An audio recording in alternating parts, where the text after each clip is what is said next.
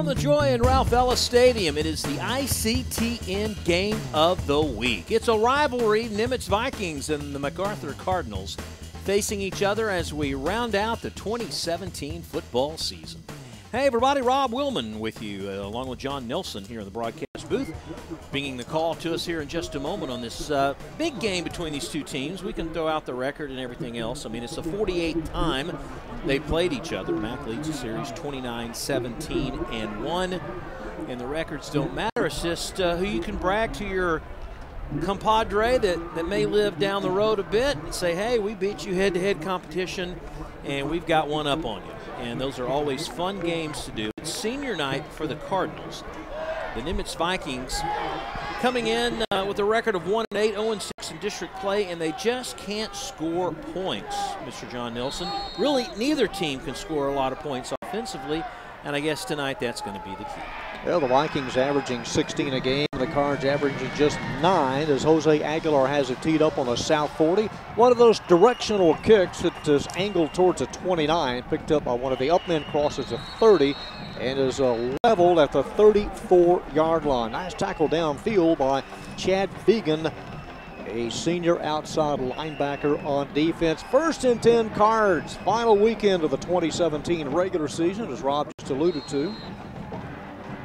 Defensively, the Vikings giving up 36 points a game. Nimitz coming off a 49-16 loss last week to DeSoto. And the Cards losing to Duncanville, ranked in the top 10 in the state, 56-0 last week. From the gun is Brian Lopez. Lopez comes in with a completion rate of 42%. He floods the right side on 1st and 10. And a gain of a quick 8. Out on the left flat, that's Harden. Well, I think they've got to get him more active. I mean, he's their leading receiver. He's the man that can make things happen.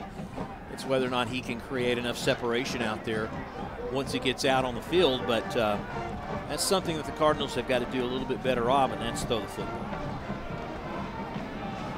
Running back is Cameron Lynch, number 26, on 2nd and short.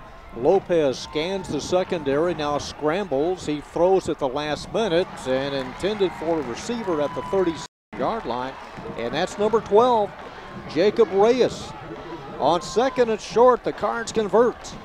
What a good play by Reyes as he helped out his quarterback there, who was in pursuit and really hung in the pocket quite well. He had a man about 5 yards downfield that was open, but he decided to go a little deeper to Reyes. Watch right there, and Reyes comes back to the ball, makes a good catch, cups it underneath their first down of the ball. 1st and 10 for the Viking 37. Josh Howell, number 4, in as the running back. Lopez again from the gun, toss left to Howell, 35. Howell has 10, and Howell down the rail, still in bounds, and nudged out of bounds inside 15. He might have gone out at the 20. Let's see. They're going to bring it up, think back to the 20. That still gives him about 17 yards. One official near the 10 looked towards the other linesman, and he marked it out, as you said, Rob, at the 20. And a 1st and 10 again for MacArthur. There he goes, right there, near the 20-yard line. There you go, yep. Nice pickup. Again, the Cards averaging just 9 points a game and 178 yards of offense. On the keeper, Lopez. Lopez is high-load at the 12. Has a quick 8 yards. Brian Lopez this year has 3 rushing touchdowns. Well, MacArthur is pushing all the right buttons and making all the right plays so far offensively. Cameron Lynch back in, number 26, sophomore, one of 6 this year.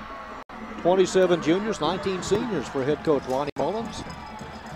2nd and a long 2 at the 12.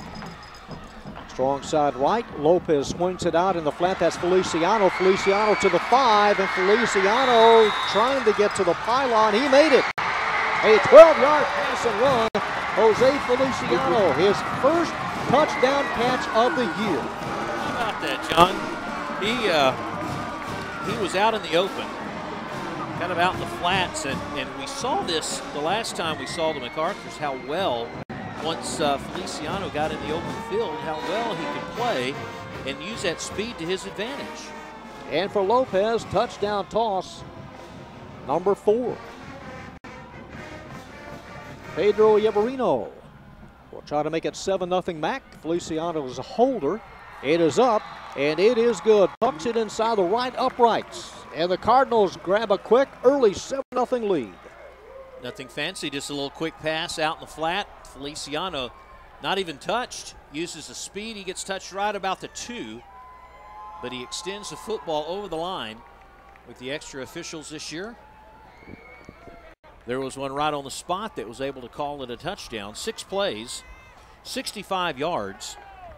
Took 1 minute and 51 seconds, and the quarterback, Lopez, a perfect 3 out of 3. They meant business on that drive. Vikings are 0-5 at Ellis Stadium this year. The Cards at 1-3. And their only victory came in the season opener against Garland, 14-3.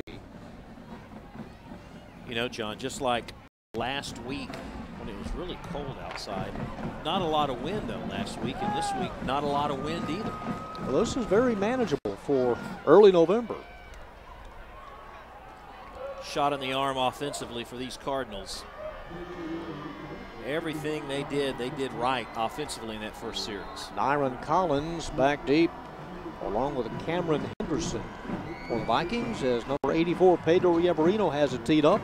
7-0 Cards. Our first win ever over a Nimitz squad came back in 1970.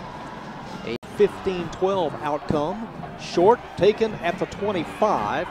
Sidesteps the defender at the 30, gets an extra 7 yards near the 40-yard line. Well, good return. Nice field position to start off. So the first possession for the Vikings, who come in averaging 16 points a game, 211 yards of offense. Again, both teams 1-8 overall, 0-6 in district play, meeting number 48 all time. It's a sophomore who will have 2 more years for the Cards, Jose Feliciano. 1st and 10, a squadron of receivers wide left on first down. Over the right side, that's Aiden Ponce. Ponce draws a crowd at the 41, able to gouge out 1.5 yards. Aiden Ponce comes in with a completion rate of 44%. No touchdown passes and 3 interceptions. Figueroa, one of the 3 linebackers for Coach Mullins. First to hit the quarterback. Unusual lineup, like you said, there were 4 receivers wide out toward us, and then he also had another wide out to the top of the screen. Really tried to spread that defense out. Now Lawson comes to one side. Derek Hamilton, the running back, to the left now of the quarterback. And this is Hamilton, lost it, comes back and falls on it. Derek Hamilton had a nice game against South Grand Prairie this year, 131 yards. You know, the Warriors just seem to find a way to win this year. I mean, they won a lot of close ball games, barely beat the Gophers. Had a tough time against MacArthur for a half. Again, coming off a loss to state-ranked DeSoto. From the 41-yard line, it'll be 3rd down and needing 9. Trips to the left side. Hamilton stays in as a running back. Junior Aiden Ponce back, throws a short safety valve pass. It's a little short, intended at the 40-yard line for Hamilton, who was coming out of the backfield, and the Vikings will have to give it up here. Josh Howell, number 4, if we have it on replay, bottom of the screen, came as soon as the ball was snapped. He was in Ponce's face from the get-go, and he really didn't have a lot of time to throw that football. Jose Aguilar in punt formation. Another Much look to at the the left last of play. your screen, yeah, Howell just came in there, put a lot of pressure on the quarterback. Charles Sherman, number 19.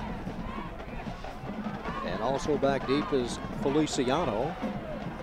Hits at the 34, goes sideways, right about that spot near the 35-yard line. That's where the Cardinals will begin their second possession. Exactly where they started the last drive. Offensively, Portillo, the left tackle, Garcia, Oliver, Clark, and Tate, the guys up front.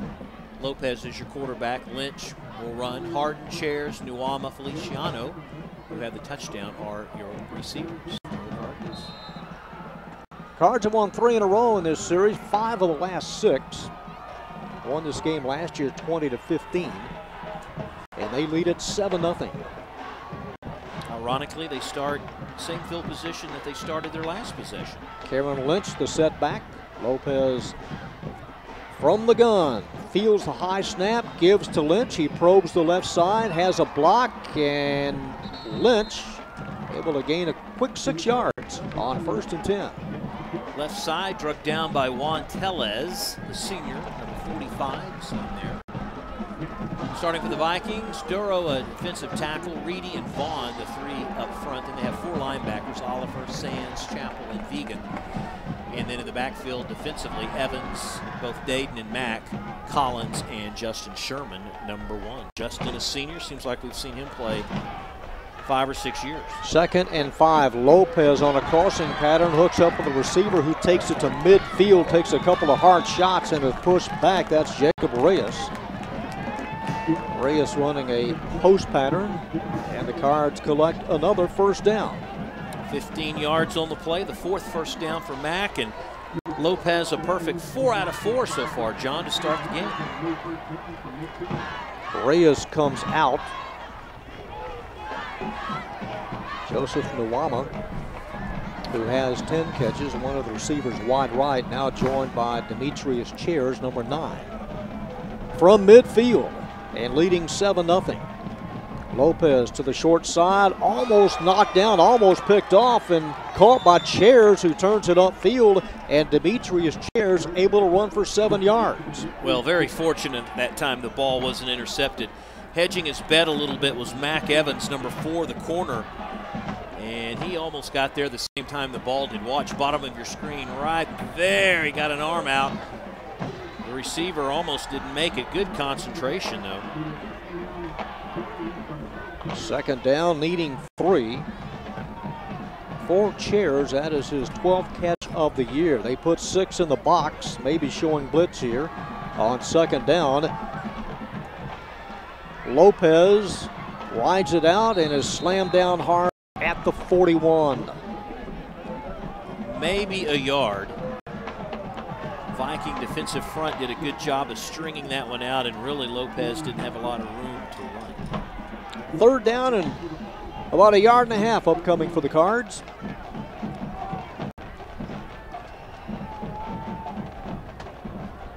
You notice they do the no huddle, but they take their time getting the play in to call it. Like to get it off with about 10 seconds remaining on the play clock. Motion on the right side, and the Cards may have jumped first.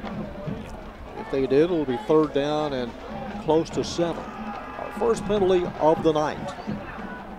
Mickey Jenkins, the referee tonight.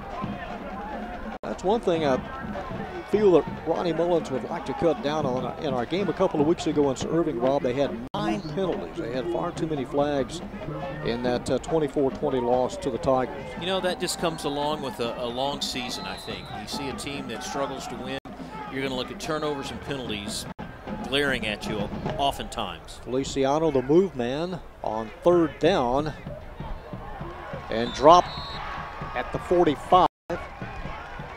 Great. Tyson Harden, his 20th catch of the year. Well, Harden may have made the catch, but he didn't go very far after that.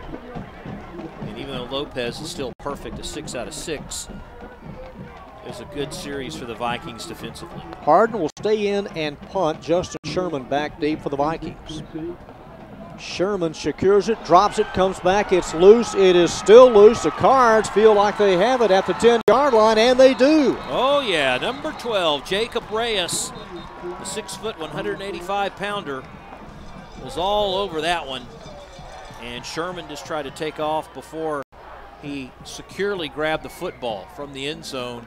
Maybe he looks up, I don't know. It just sits out there, and the Cardinals do what you're supposed to, and that's kind of tackle the guy who's going for it and have one of your teammates come up and pick it up. So the first turnover of the ball game.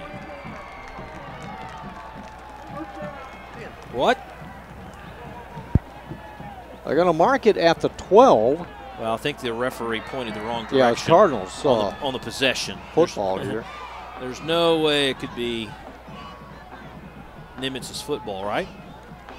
Oh, no, Here we it's... go. Let's see if we can hear this. That penalty had been declined. MacArthur recovered the ball. First down. There you go. Naturally, that is declined as the Cards have it 1st and 10 at the 12. Yeah, Sherman about waist high never got to the ball. It just dropped right in front of him and never secured it. Yeah, that was a penalty against Nimitz. Obviously refused, and now the defense will have to be called on again. Lynch the setback. Lopez a quick out and a one-hopper at the feet of Feliciano near the 7-yard line. Tried to throw that before Feliciano made his break, but Lopez didn't have enough time to throw the football as the Vikings are putting a lot of pressure on the QB here in the first quarter. You know, a lot of those big plays he had on their initial drive was very quick passes. Didn't sit in the pocket very long before he unloaded. 3 receivers wide right on 2nd and 10 from the 12, right between the hash marks. And Lynch into the grinder is pulled back. First met by Rios. Also, number 45, Juan Tellez again. Second time we've called out his name, and he's being very active in the linebacker spot here in the first quarter. It'll be 3rd and 9 as Joseph Nwama, number 10, comes on. He'll head wide left with Demetrius Chairs. Well, this would be a big stop for the Vikings if they could hold MacArthur here. On the flip side of that, MacArthur keeps it going and scores. Really tighten the screws here early. 3rd and 9. Lopez looking left to the far corner. It is a 50-50 ball and hauled in front of the pylon. That was a pretty pass. Nwama. Pretty pass to Nwama. I mean, he put it where no one else could get it. Nwama about a 12-yard touchdown, and the Cardinals take advantage. His 4th touchdown catch of the year, and the Cards flexing their muscles early here on top 13-0. A couple of tosses here in the first quarter for Lopez. The PAT is good, and again just inside the right upright. Watch again, Lopez, 3 straight, drop back, goes to the corner right over the DB's head. Look at that, just drops it out of the sky. And there's not a lot that Dodon Evans could do on that one. He tried to jump high enough, but Lopez kept it high enough in the air. He couldn't reach it and just dropped it right into the pocket. 5 minutes 10. Since our last score, and a 14-0 lead already, Rob. Last week they only had 2 first downs in that loss. Had 23 plays for a -3 yards in the rushing department and just 19 yards of passing. That is all evaporated here in the first quarter. Great start. And the thing about Lopez, he's 7 out of 8. I mean, they just can't do anything wrong. And, you know, it's one thing to fall on a ball after a turnover, but it's another thing to capitalize and score on it. And that's what the Cardinals have done here in the first quarter. Well, the Vikings right now, they got to win first down. I mean, they got to string together some drives here and some first downs. Feliciano looking right, will take a 3-step approach. Try to compress it, and he does. Up with a fair catch. Signal number 11, Garrett Winters. And we'll start from the 20. Neither one of these teams, John, are teams that can fall behind and play catch-up. As you look at the Vikings offense, Armiojo at left tackle, Escobar, Hoffman, Herrera, and Conklin, the guys up front. Ponce is your quarterback, and Hamilton your running back. Then you got McGowan, Winters, Lawson, and Garcia, your receivers. Willie Lawson, he's the key. Try to get the ball to number 5 because he's your playmaker. But Ponce hadn't had a lot of time to throw either. From the 20, 1st and 10, Cesar Garcia now hustles over to the right side. A low snap picked up by Ponce. 25-30 into the secondary to midfield. The chase is on, and Ponce dragged down from behind at the 25-yard line. 55-yard run right up the gut, and boy, that almost was disastrous at the beginning because the running back tripped and fell. If he would have handed off to him, watch, he would have tripped, and that would have been all she wrote behind the line. But Sportsmanlike conduct, number and 6 a flag in the drop white. back at That's his midfield. first. Charles Sherman 15 had to yards. make up a lot of territory on that takedown. 15 yards from the end of the run. Got an unsportsmanlike penalty against Nimitz. against Nelms, number 6, they'll take it all the way to what, the 25, and then mark it off 15, and they'll have to snap it at the 40. They still get a first down though.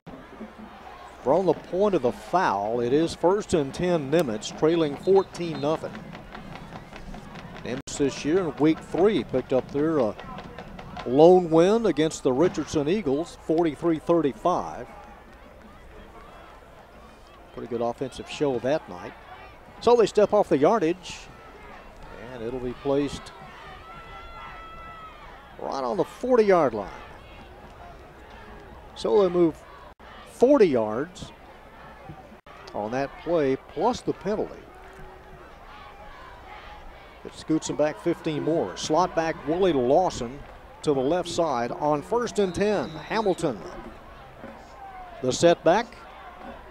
Aiden Ponce, he will send Lawson also in the backfield. Got some quick feet, and Lawson takes a handoff running right. Lawson 35, gets a block at the 31 and has first down and a run of 13 yards. Willie Lawson, receiver, slot back this year, has 1 touchdown. And one play, they almost pick up the 15 yards they lost. They mark it at the 27. Well, that's the running game that Coach Rogers was hoping for.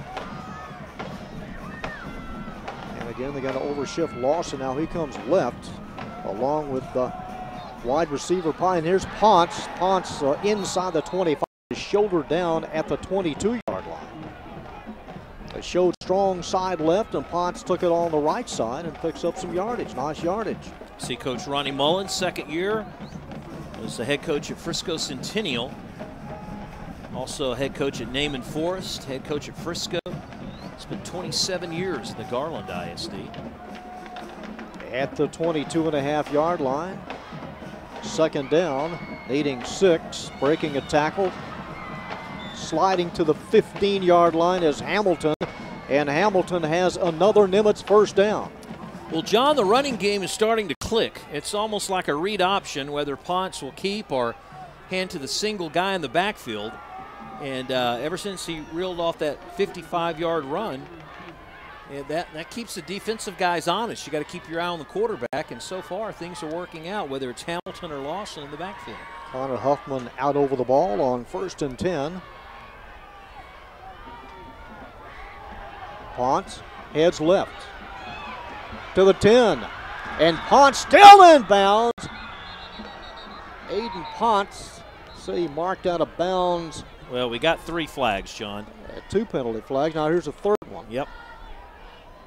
Flags from all directions. I think it's going to come back probably some offensive holding. At least they threw it in that general direction. 1 flag came where a lineman would get called for a hold. The other 2 came where a wide receiver blocking out on the edge could get called for a hold. Mickey Jenkins is tonight's referee. Umpires in the baseball season. And the rest of our crew: Brent Baker, Mike Wilkerson, Mark Gambrell, Ben Taylor, Kevin Williams, Brian Gothrow, and Wally Banks, our clock operator as always. All right, preliminary looks like offsides against,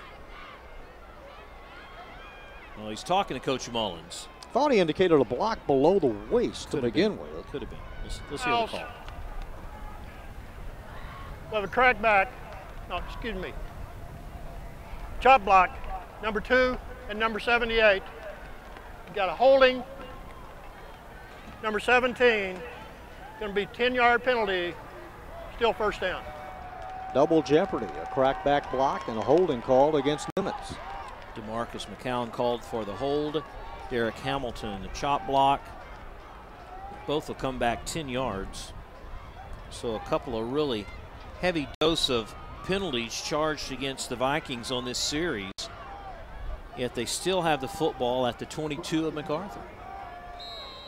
They need to get to the 8-yard line. It's first down and 17. Aiden Ponce has two receivers in the backfield. Ponce flush from the pocket, throws, caught, 15, 10, 5, and to the end zone, number 5, Willie Lawson. 22 yards on the pass and run. He barely got that away to Lawson. I mean, he had a couple of guys in his face. One of those, Kenneth Singleton, a linebacker, 33. I don't know if Ponce waited just long enough. And Lawson scores. Lawson's so quick. Once he caught the ball, is pretty much history, as he was going to score with his speed and quickness. And credit Ponce again, John, just hanging in there to the last minute to throw. Aiden Ponce, his second touchdown toss of the year. The extra point is good, so the Vikings have answered one of the two touchdowns for Mac. Watch Ponce right there. Here comes the big linebacker, Singleton. And that right there, I think, is just an indication, because Ponce is a big quarterback, he can hang in the pocket just a little bit longer, just a split second before he'd have to toss the football. And Singleton couldn't get to him. Right up the middle, here comes Singleton. He just goes right through one of the linemen. But he finds Willie in the flat, and Willie turns it on and makes a ball game of this one here. It was still 3 minutes ago in the first quarter. Able to sidestep Charles Sherman to the 5-yard line. 80 yards on that drive. And the lead cut in half. Yeah, it only took a couple of minutes in the process. But it all started with that big run by Ponce on the quarterback keeper up the middle. He has deceptive speed. He'll be back next year. Yeah, before you know it, you're looking at the back of the number 1-3 and chasing it. Jose Aguilar kicks off for the Nimitz Vikings. It sails to the 20. Coming this way, that's Josh Howell. Howell evades one, and here comes a quartet of Vikings and is snowed under at about the 17-yard line. They may mark his forward progress at about the 19.5 or 20. Sometimes you can make things happen by misdirection, but a lot of times that pursuit will come up and catch you, and you have nowhere to go. Yeah, route number 2 to 1. And they're going to spot it at the 19-yard line. Possession number 4 for the Cardinals, as Lopez will empty the backfield. Two receivers cut on either side of the ball. There's a good high shot of the Cardinal offense. Here come the Vikings. Here's a quick toss to Harden, Tyson Harden. And Harden to the 26-yard line. Nice gain of 7 yards for the senior. A lot of quick stuff again. MacArthur just taking what the Viking defense will give them. And it's just a lot of quick down and outs, sideline passes, 7, 8 at a time. Karen Lynch, number 26, alongside Lopez. Here's Lynch up the middle, lost it, and the quarterback has to come back and fall on it. Lopez, Johnny on the spot, able to smother it at the 24. Let's see if we can see who knocked that out. It might have been Jordan Chapel, number 31, the sophomore. Or did he even have it on the handoff? There he has, whoop, whoop, just pops right out. Had it for about a step, didn't he? And then Peoples like, uh-oh. Please somebody on my team recover. Now Peoples in, number 25, as a running back. Peoples, a junior. Lynch is the sophomore. In motion, Feliciano on third down. Lopez with a sprint out to the left. Being pursued. Lopez, they catch him and slam him down. Number 41, Josh Rollins. Had him from the outset. Number 41 took the outside edge on the rush. He plays defensive end. He's on the side that he made the tackle. Top of your screen. He just takes off, cuts through. No one touched him. In good pursuit. He never gave up.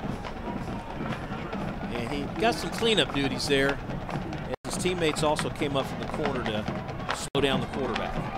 And here they come. Where's the flag as the Vikings just shot through the outside?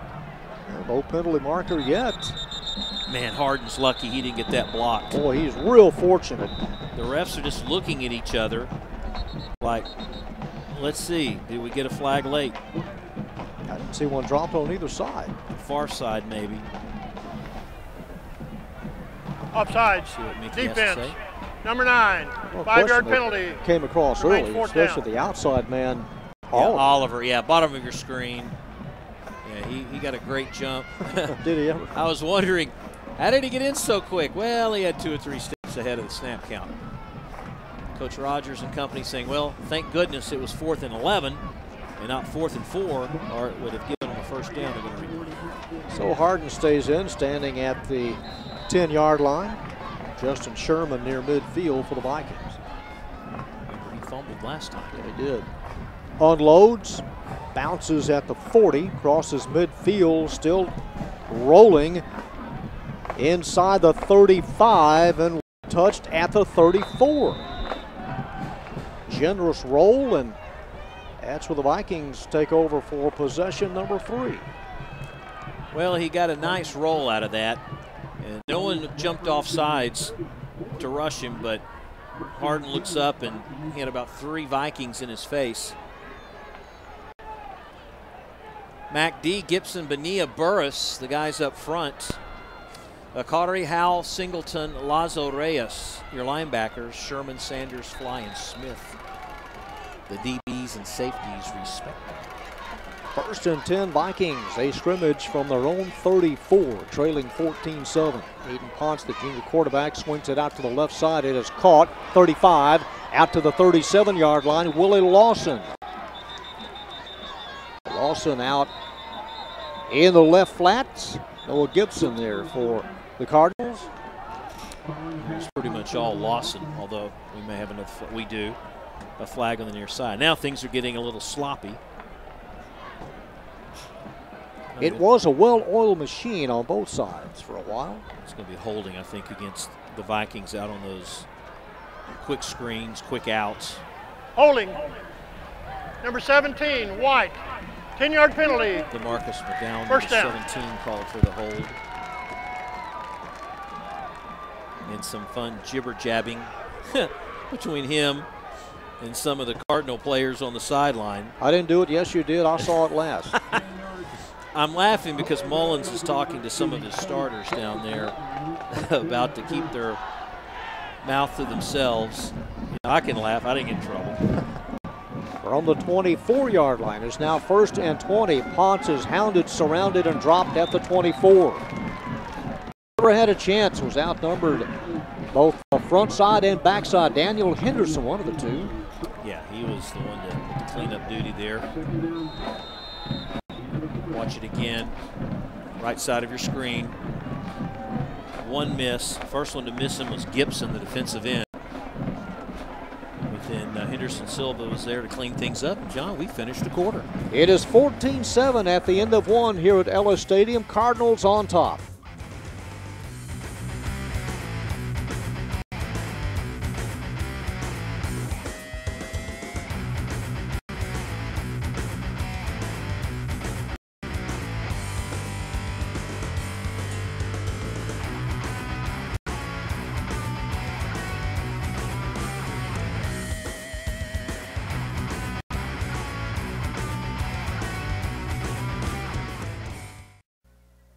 As we come back, it is 2nd and 20 for the Cardinals, for the Vikings. Cardinals leading 14-7. As the Vikings have it 2nd and long. Some overshifting on the right. Ponce looking, it's a screen, tipped away and almost picked off at the 16-yard line. Blake Burris, the sophomore. Oh, Ponce count your blessings, buddy. That could have been a pick six. I mean, a good stretch out. Could have been 2 plays right in a row by the defensive players of MacArthur. As Burris, the sophomore, looks up as the defensive end and says, what did I miss? 3rd and long from the 24. As Aiden checks his wristband for this particular play. Just underway in the 2nd quarter. It's a quarterback draw. Ponce towards the middle, and the door slams tight at the 26. Only a 2-yard pickup, as the Vikings will have to punt it away here on 4th down. Entirely different defensive look out there for Mullins' defensive unit. They pretty much crowded the middle. Didn't allow Ponce a lot of room, a lot of lanes like he had that last time. Jose Aguilar in punt formation. Feliciano back deep with Charles Sherman. And here they come. Very, very high, end over end. It hits at midfield, hits one of the Vikings, or near the Viking player at the 47-yard line. They may have pinball off the Viking player. It did at midfield. That's where the Cards will have it. Possession number 5, leading 14-7. In contrast to last week's game, as you see, Brian Rogers has got 24 seniors, 23 juniors, and 3 sophomores this year. Came in, his team averaging 211 yards of offense.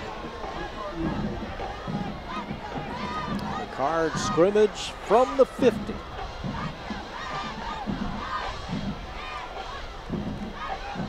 Straight handoff over the right side. That's Peoples. Peoples trying to break free, and the whistle did blow at the 47-yard line. It's a gain of 3.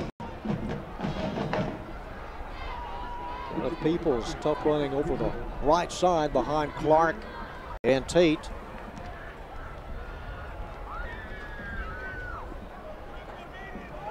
Second down, now needing 7.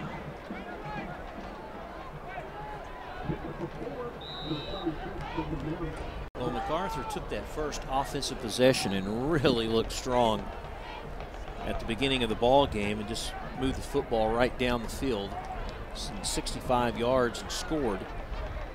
It took a miscue by Nimitz to give them a short field, and they cashed in on that. Got a hold up here at the line of scrimmage. They've lost a shoe, or having to retie the shoe is offensive lineman for the Cards. That's number 67, Jeremiah Clark. Well, they said, look, we're not going to hold it up anymore, so you're either going to have to call time or get someone else out there. Don't you think that at least the linemen, let's have Velcro. Forget the shoestrings. As much as they sidestep and they go straight forward and back, you're for the Velcro, you're for the strap? I'm for the Velcro. Get us some Velcro or strap. Those guys are big. They have a hard enough time bending over. District 6A, 7-6A standings. Duncanville, boy, what a surprise they have been this year. A perfect 9-0 overall. DeSoto right behind them. The Warriors at 5-2. The Gophers at 4-2. Now the Gophers, they got their hands full against Duncanville tonight. Cedar Hill will not make the playoffs, and then you've got the 3 Irving schools there toward the bottom of the pack, and not good for the Irving contingent.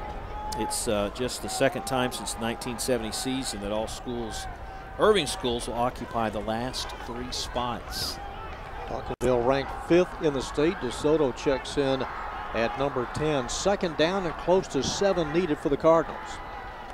Running play up the middle, shedding 1. Another player loses a shoe or a pad or some equipment at the 45-yard line.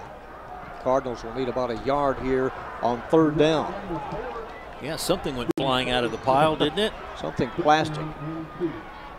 And Jordan Chappell, sophomore, lost the shoe. 3rd and a short 2 from the Nimitz 42-yard line.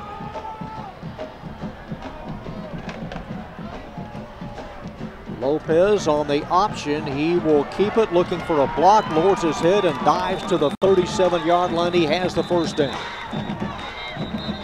Design play, John, from the get-go. Took the snap, goes wide left.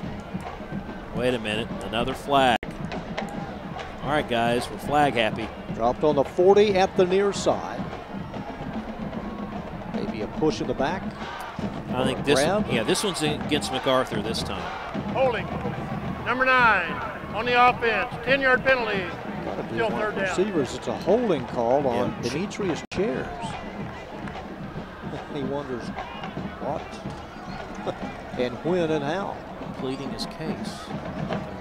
That'll move it back across midfield at the 49. Third and now 11 yards needed. Feliciano flexed out to the right with Demetrius Chairs on third down. Lopez drops back, looking over the middle, has a receiver. It is up, it is knocked away, intended for Reyes, and batted down. Justin Sherman, number 1, played that to the last minute. Loved the call. He got plenty of time. He had a step on him. And there's Sherman, who closed in a hurry. Now, might have had his hand on Reyes a little bit, but in this day and age, DBs can do that. And I believe we're going to have a timeout called maybe by the Vikings. Their first of the half. Does call the timeout on 4th and 11. Well, next week, the greatest spectacle in the state about to go down. The playoffs, more than 700 programs, 704 to be exact, ranging from 6A to 1A. Again, the 6-week journey and attempt to get to AT&T Stadium. If the playoffs started, it would be the Warriors against Belton, Duncanville against Ellison. The Gophers would have to play Midway in the top 10 in the state of Texas in Division II. And in that particular district that they're playing, there's like 3 teams, I think, up for grabs for that last playoff spot that DeSoto would play. Or by default, they would play the question mark high school. The defending state champions. Yeah, they are. They are, and exclamation points and everything else. All right, 4th and 11. Harden back in punt formation for the Cards. They lead it by a touchdown and an extra point. A skyscraper. Sherman backs away from it, hits at the 20. And down at the 17-yard line by Charles Sherman. So 4th possession upcoming for the Nimitz Vikings. Again, they come in with a district mark of 0-6. Likewise for the Cardinals. Something has to bend tonight. Mark it at the 18-yard line. Yeah, Irving started the season with a 14-3 win against Garland, and then they've had their bumps ever since. Lost a heartbreaker to the Gophers 20-12. Lost a close one we had right here on ICTN 24-20. From the 18. Aiden Ponce with Hamilton and Lawson in the backfield. Now Lawson breaks out to the left, reaches behind, has the catch, looking for some blocking, and Lawson surrounded and dropped at the 15. It's a loss of 3. Those plays, John, that they throw from the near hash to the far hash just takes so long to develop. Unless you've got superhuman speed, the other team can always just catch up to you. Or an Elway arm. Yeah. Get it there on a clothesline. 2nd down and needing about a dozen. It's a running play coming right. This is Hamilton. Hamilton crosses the 20, upended at the 22.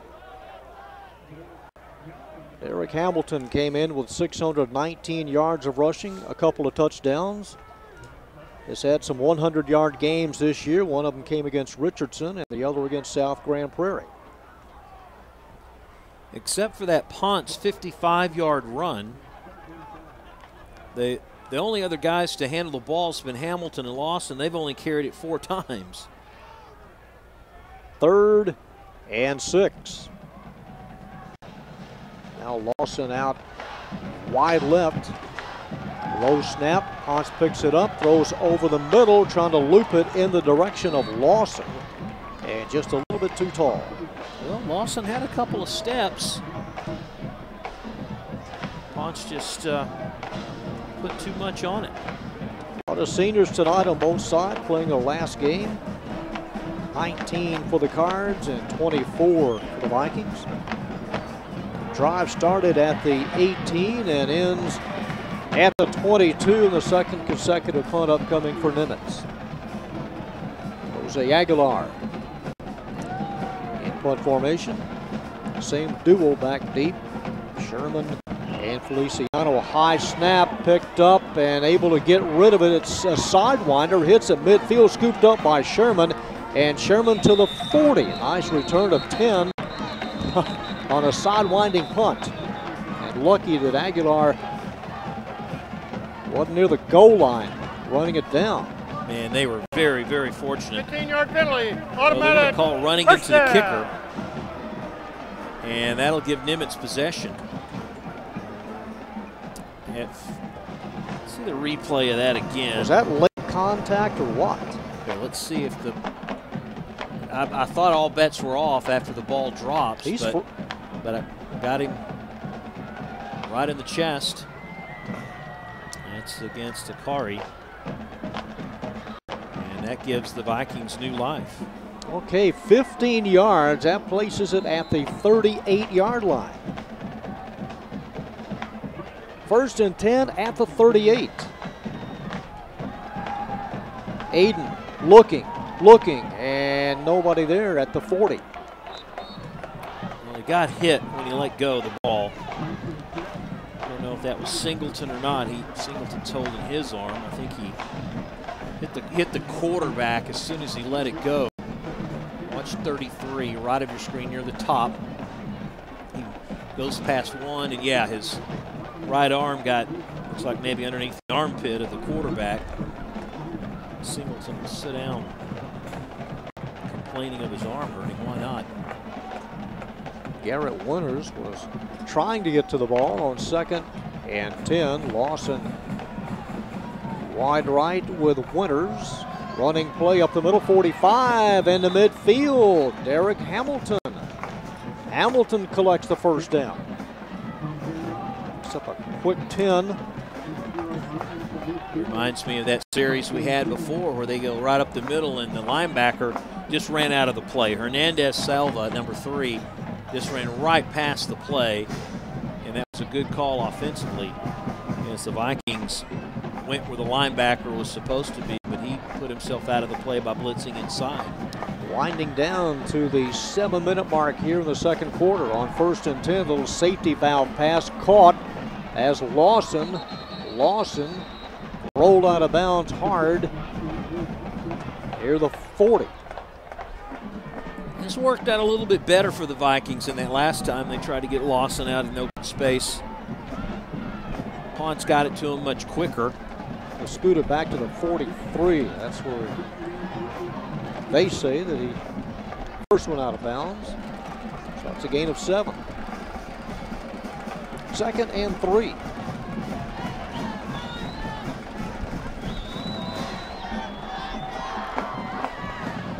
(40) 35 to the 30, and a nice pickup by number 6, Christian Nelms. Running back / linebacker, a junior. Yeah, they snuck Nelms in there. First carry of the ball game. Boy, he makes a nice move that time against Lazo Reyes, 34.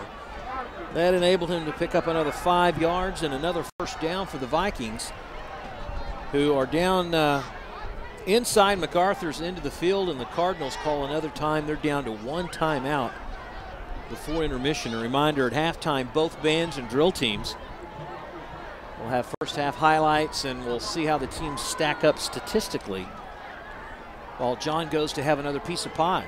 It'll be pecan this time, or did you take the last piece? I think tonight is chocolate. Apple, they have not apple tonight. Well, it is the giving season. Why not? Well, they've gone 52 yards, Rob, with that penalty that gave Nimitz the ball back and a first down. So a 52-yard drive shaping up. Yeah, 9 plays. Started over 3 minutes ago. High five for the Redbird, please. Look at that. Not intimidated at all by the fake animal. Cards can fly into the wind pretty good. Feathers are never ruffled. Lawson now is set back with Ponce on 1st and 10 from the 30 of MacArthur. Now moving behind is Nelms. As Ponce on a keeper, a fake, and finally a desperation pass to Lawson that turns into a 9-yard gain.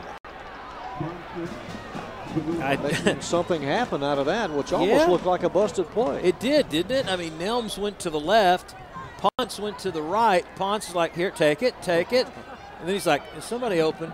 Willie, bail me out. And he did. Gain of close to 9. Took a hard hit. 2nd and short from the 22. Now Nelms to the right of Ponce. And here is Nelms trying to string it out. Nelms has the, well, he was stripped up. Not much of a gain at all. No, I think he would have been better served if he would have just cut it up like he was going to instead of trying to string it out and go wide. Nice play defensively for the tackle, kept him at the line of scrimmage. But, you know, it's easy for us to say up here. We can see where the holes are opening up. But Mr. Marcus Sanders, the junior that made the tackle, 3rd and 2. Guess who again? Diving to the 21-yard line. That'll be a yard short by Lawson. You think so? You don't think he got the first? Maybe not. At first, I thought he had the needed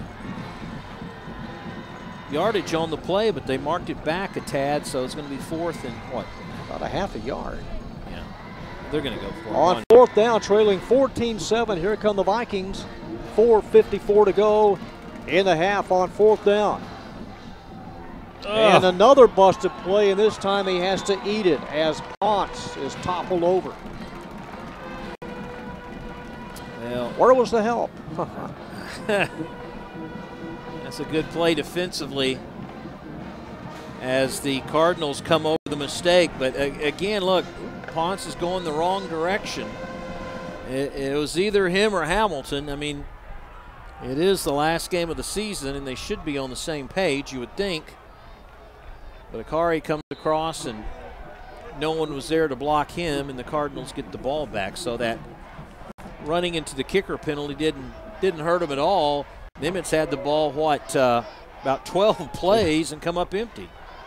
Lynch is a running back. Lopez with a low ball and in front of Feliciano. Had to reach down low.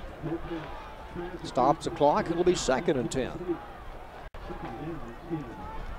Cardinals come in averaging 178 yards of offense, but the Vikings give up over 330.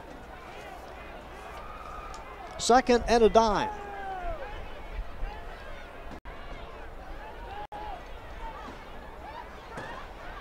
Lopez as Lynch floods to the right side, crossing pattern caught, and a first down out to the 43-yard line. A bullet to number 10, Joseph Nwama. Boy, that was a bullet. And he took a really tough hit at the end of this. Stood tough in the pocket, gets hit really hard, but still throws a strike as Jalen Oliver, number 9, came in from the weak side to apply the pressure, but tip of the hat to Lopez. Nice pickup of 17 yards out to the 43-yard line. Lopez, right side, and that's a little bit too long. Led the receiver by a couple of yards, double coverage on Tyson Harden. Harden just couldn't break free in the pass, a little bit too long. Well, tried to go for the home run ball after picking up the first down. Got a good arm. Aired it out pretty good, the senior did, playing his final game. Stops the clock, 4:03 remaining in the first half. A couple of touchdown passes tonight for Lopez, one to Feliciano, the other one to Nuama. Running play.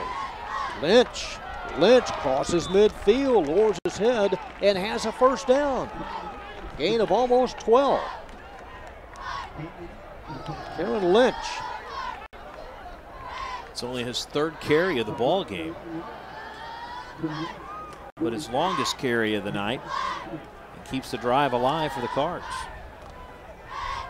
At the 46. Lopez sprints out, throws on the run, hooks up with number 10, Nuama, and Nuama has yardage to the 35. Another first down. Those plays have really been successful tonight. The quick outs to the speedsters. They've got Feliciano and Nuama, 80-81 respectively. Both guys kind of mirror images of each other. Short, quick, elusive. And when Lopez will roll out of the pocket like that, buys him extra time, and they come up with some good yardage. From the 35, Lopez flushed from the pocket, throws and fires and hooks up at the 20-yard line to Harden. And another first down and another completion for Lopez. And Rob, his completion rate tonight's got to be about 90%. Hadn't missed much. Shoot, it's better than that. Well, yeah, about 90%. He's 11 out of 15. From the 20 and a fresh set of downs. Gonna stay with that same formation, or why not? And then Lynch to the right. The fake to Lynch as Lopez has to skirt over the right side, collects about 3 yards. Couldn't run away from that man, big number 78, John Reedy, senior nose tackle. Clock moving, 2:23. Again, MacArthur only one timeout, but plenty of time on the clock here. Near the 16-yard line, 2nd and 7. Lopez looking left, throws, and at the well, he had 2 guys. He had Feliciano and Chairs near the 6-yard line, behind one and in front of another. Yeah, you don't know if the guys running the routes ran the wrong direction or Lopez just had a bad toss. It'll be 3rd down and needing right at 7 yards. What do you think, 2-down territory? Inside the red zone, and yeah, I think it's 2-down territory. Lopez going to run. He will throw, and all kinds of confusion near the 7-yard line. You had 4 defenders for the Vikings and 1 receiver for the Cards. Right in the middle of it was Mac Evans, the cornerback. Boy, let me tell you, Lopez is lucky on this one because Evans had it right in the breadbasket. Watch this. He made a good read on it, and I don't know if he was looking at the receiver, Nuama, or excuse me, Feliciano or not, but he had that right in his eyesight. Came gift wrapped, and the Cards will try to settle on a 34-yard field goal. Pedro Yavarino, and timeout taken here with under 2 minutes to go as the Vikings take the timeout. You think, John, is he taking that timeout to make him think about it? Well, you'd like to have 3. A 17-7 lead would look good. Not all that far. Or do you risk another play like that in which Nimitz really should have had the interception? Run play may be out of the Cards here on 4th down. Well, if I'm MacArthur, I go for the field goal. Yeah, absolutely. 3 looks pretty good here. You know, the way things started out, it looked like we might have a high-scoring game, but nothing like it was back in '95 when Nimitz won 56-9. It wasn't that long ago. Mac put 50 points on the board, winning 52-13. From 34, not much of an angle at all, Pedro Yavarino. Feliciano is a holder and upended and not happy about it at all as we have some movement on the line. Chapel number 31. He's going to be Defense. called offside. 5-yard so that's penalty. Still fourth move it down. 5 yards closer. Now do you go for it? Now. They need 2 Coach. yards. It's 4th and 2. This would be a 27-yard attempt. Special teams still out there, so Mullen still wants the points. closer to 28. And if you're the center, you're like, okay, don't do it again. Watch Chapel right in the middle of your screen. There's some flinching from 28. It has the distance and it has the accuracy from 28 yards out. Yavarino connects. That extends the lead to 10. Drive started at the 25 and they come away with a field goal. So not all that bad. Minute 53 left here in half number 1. Well, John, I guess it's according to what side you're on. I mean, if you're MacArthur, you're like, yes, great. We kept the ball. We put some points on the board. We distanced ourselves from Nimitz. If you're Nimitz, you're like, hey, we held them to just a field goal. We're only down by 10. We get the ball to start the second half. And we got a minute 53, which you know is just forever in high school and college ball, to try to maybe get some points of our own before intermission. Only one timeout left for both teams. You know, the last 5 years, Rob, I did some crunching of the numbers. The last 5 years, this has been a pretty close contest. The average score over that last 5-year span is 22-19 MAC. Yeah. So not that much of a difference. Nope. But boy, that year before, if you'd have thrown in 2011, it would have skewed your numbers. It doesn't take much to throw it off anyway. Boy, back in 2008 when they had a triple overtime. That was a fun game. Yavarino on the kickoff. Taken up high at the 19-yard line, crossing the 35, crossing the 40. This is Juan Sands, and Sands all the way across midfield and out of bounds near the 35. Man, that worked out great for Nimitz. Sands, an excellent return. And now let's see what Nimitz can do with it with $1:42 to go before intermission. There's Sands, who took it at about his own 17. No one touched him for about 10 yards. A missed tackle at the 40. And he follows some nice blocks by Winters, number 11, before running out of bounds. They said he went out of bounds at the 40, so they marked it back a little bit. 42 yards on the return. 1st and 10, Nimitz from the 40. Over the middle, caught at the 10, touchdown. From 40 yards out, one play and a strike to Justin Sherman. And he had no one around him, nobody. Sherman just blew past the secondary. A 40-yard strike, set up in part by a nice return by Sands. One play, 40 yards. Sherman scores. Looky here, folks. We got us a ball game. Extra point or points on the conversion as they go for 2 and they pick up the 2-point conversion.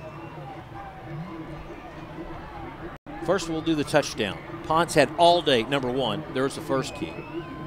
Sherman waits on it. No deep help whatsoever. And scores the touchdown. And then it's like, well, do you go for the extra point or do you go for 2? Well, they went for 2. And for 1 minute, John, they're down by 10. The next minute, they're down by 2. Just like that. 8 points and a heartbeat. Well, I credit Ponce. I mean, he held his ground. He held in there and just was able to put the perfect spin on it. He had a lot of time, though, and they just did a direct snap to the quarterback. Found the gap on the 2-point conversion. That was Derek Hamilton. Caps it off. It's 17-15. And why not? You know, you line up that way for 10 weeks, John. It's the last game of the year. There's nothing to lose. Call all sorts of plays. Empty the playbook and expect the unexpected. Everything you've been wanting to run, run. Clock timeouts. Well, keep them in your pocket. Here's the Nimitz kickoff. It's a spinner. Harden secures it at the 30, and Harden is wrapped up like a Christmas ham at the 31. How is that? Is that a pretty tight wrapping? Juicy. Oh. No spoilage. Is that a honey bake special? All the way. From the 32 and a minute 28 to work with. All right, so now if you're the Cardinals, you're like, well, look, they scored really quick. We can do the same thing. Turn around. See if we can answer back with. This is what we expected. Come on now. We expected a wide open, fun game, and they're delivering so far. 17-15. Brian Lopez empties the backfield. Here's a screen pass to Harden, and Harden is shoved back. Not much at all. They continue to shove him out of bounds. Jalen Oliver, number 9 on number 8. Like the play. You see that a lot, you know, before a half when there's a lot of time, not a lot of time on the clock. Some teams like to run a draw. That was a middle screen, but Nimitz was waiting for it. A yard pickup, 2nd and 9. Lopez looking, fires to the near side, nobody home. About 4 yards in front of Demetrius Chairs, number 9. So it'll be 3rd down, needing 9. 51 seconds to go here in the first half. Now you got to be careful as an offense if you don't get the first downs, especially if you try to throw and it's an incomplete pass. Yeah, in essence, another timeout for Nimitz. Yeah, and they could get a good return on the kick.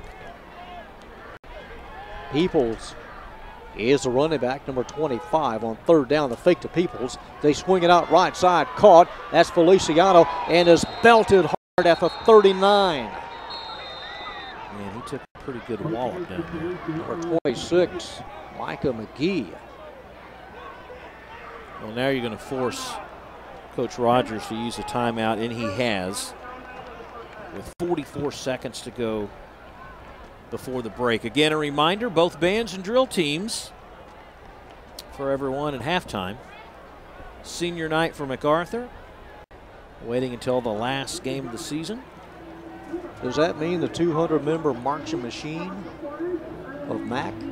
We'll see them. We'll see it. Vikings. Cardettes. Well, that drive began at the 32 and it dies at the 38. And a 2-point contest at 17-15 in time. Yeah, they do have 44 seconds and Harden and punt formation. This could work two ways. You either try to block the punt and just go all out, or you set back and you try to get a pretty good return. They do have 2 back deep. Yeah, Collins and Sherman back deep. On 4th down, they do not send the house. They peel back. This is Collins, bobbles it, has to retreat, scoops it up at the 20. Collins looking for an avenue, and it never develops as he is toppled over the 19-yard line. Aaron Collins, Jr. Now, if I'm Coach Rogers, and you know he's not going to ask me. Well, he signal up here. I would say take a knee, you get the ball to start the second half. They do begin the second half with the football, you're right. Take a knee, don't throw a turnover, don't give them a chance, and go into halftime, get some Gatorade, take a load off. And then again, he could try to throw a bomb again. Who knows? Well, we got 3 receivers to the right. Christian Nelms is the running back. Aiden Potts, and here is Nelms. Nelms 25-30, breaks it into the secondary. Nelms down the rail, 1-on-1, 20, 15 to the 9-yard line. Clock moving, 20 seconds, and what a huge run by Christian Nelms. That's what I said. I said hand off.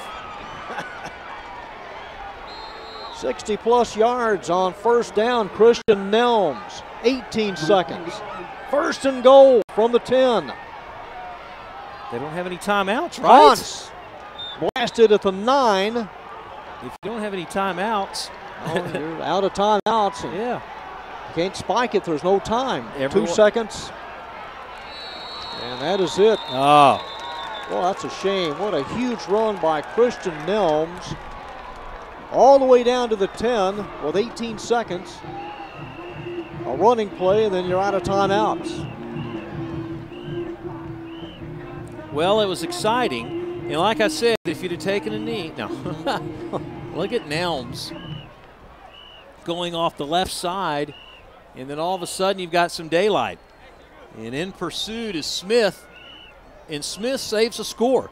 I mean, looking back on things, Marion Smith, the junior, with a touchdown-saving tackle and stopped any type of scoring play whatsoever. Nelms was able to get to the edge and run away from Reyes, number 34, and break into the secondary. 17-15 our halftime score. Mac leads Nimitz. And back with our halftime activities on our ICTN season-ending game of the week.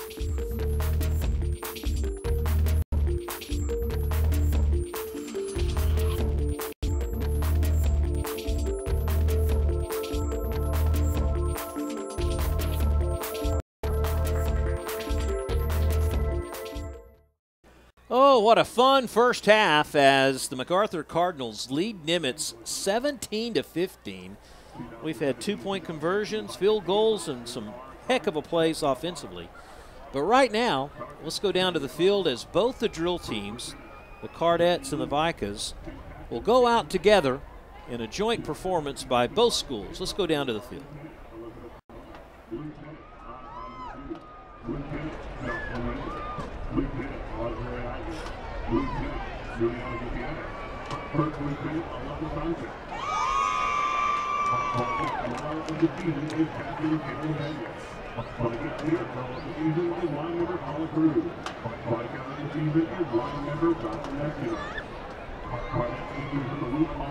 Miss Strike and Miss Webster.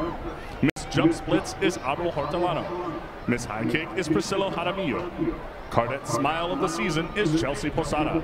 Cadet Rookie of the Season is Dana Rocha. Cadet Spirit Girl of the Season is Areli Medina. Cadet of the Season is Ana Sustaicha.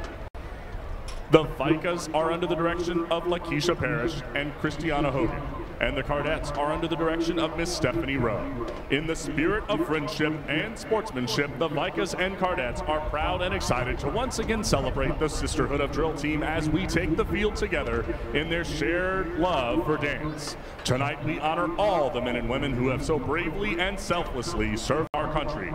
Thank you for your service.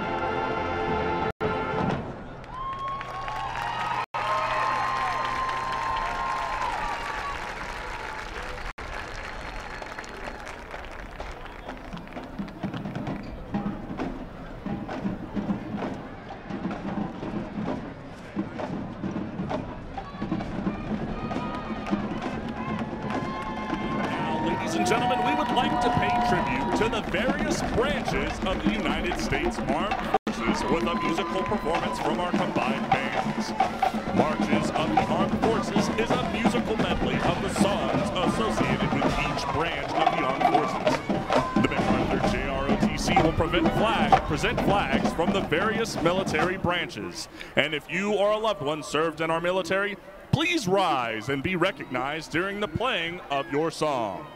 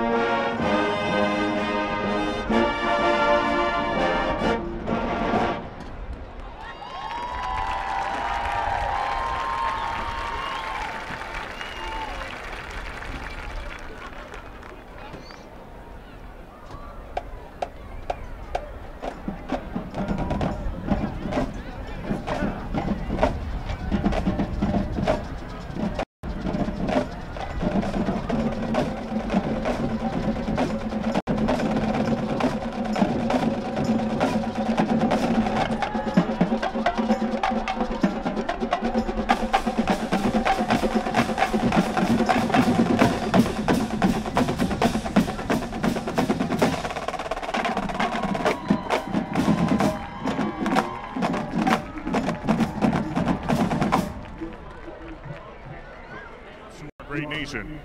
This tremendous flag is being displayed with the help of the MacArthur JROTC, and the combined bands will be performing a ceremony of allegiance. Throughout the performance, the preamble to the Constitution, an excerpt from the Declaration of Independence, and the Pledge of Allegiance will be read aloud in honor of our veterans and our country that they so proudly and bravely served. If you will, please rise and remove your hats out of respect for our flag, our nation, and our veterans.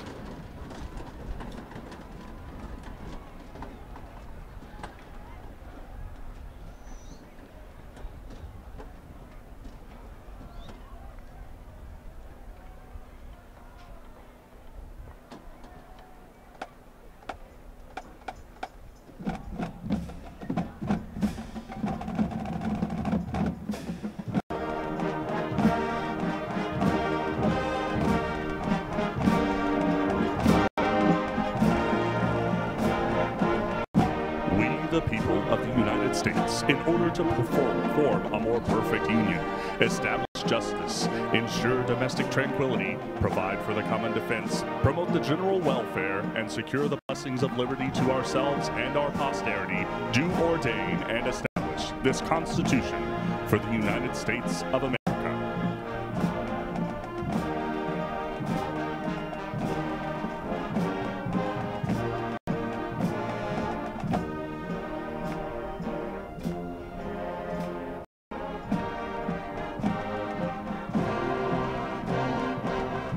We hold these truths to be self-evident, that all men are created equal, that they are endowed by their Creator with certain inalienable rights, that among these are life, liberty, and the pursuit of happiness, and for the support of this declaration, with a firm reliance on the perfection of divine providence, we mutually pledge to each other our lives, our fortunes, and our sacred honor.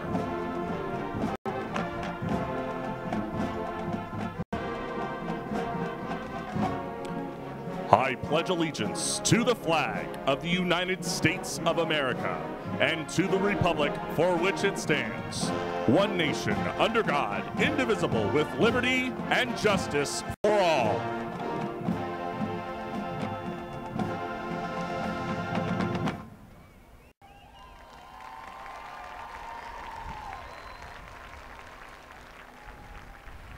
Ladies and gentlemen, let's have one more round of applause for honoring our veterans and the tireless efforts put forth by the talents of the students before you for tonight's presentation. Happy Veterans Day.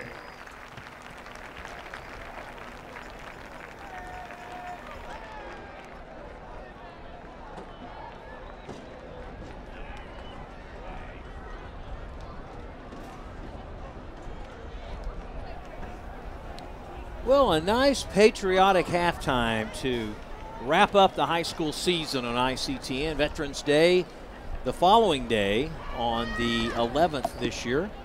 And so they're celebrating it here tonight. Both bands played together in unison, and both drill teams performed together. They've already had their competition. That's out of the way, so they can do something different. And it really turned out great. I don't think I've seen this in many, many years here on ICTN. It just happened to the holiday fall on the last game of the season, and just a really fine job by both high schools. First half statistics, and you look at the total yards. If you would have told me that the Vikings would have 265 and the Cardinals almost 200 themselves, I'd say you're crazy. But man, tonight both teams just letting it rip. Pretty even in first downs. The rushing yards, a little edge there to the Vikings. The Vikings actually, pretty even in their output there. And then finally, you look at the time, not time of possession, but the penalties, which are pretty even as well. The rushing yards for Nimitz is 183, and the passing is 82, and it's just kind of flip-flop for the Cardinals, 127 passing and just 49 on rushing. So that's going to do it for the half. They're folding up the flag. Everyone is now going to take a breather, and we'll come right back for the second half kickoff. So stay with us. 17-15, the Cardinals on top.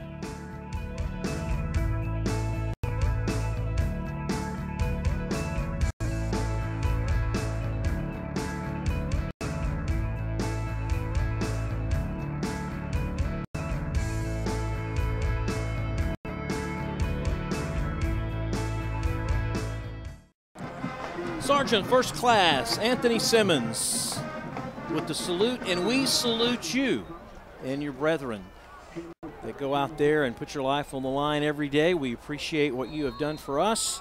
Veterans Day tomorrow, November the 11th. A great little halftime show by the band to show a little patriotism. And now with the second half, Mr. John Nelson. All right, Rob, short kickoff to begin the second half. Nimitz will take possession of it at the 35-yard line. It never got to the two deep men standing at about the 5, so pretty good field position for the Vikings. Trailing 17-15. Cards won this game last year 20-15. And the 48th meeting all time between these two. 1st and 10, Vikings.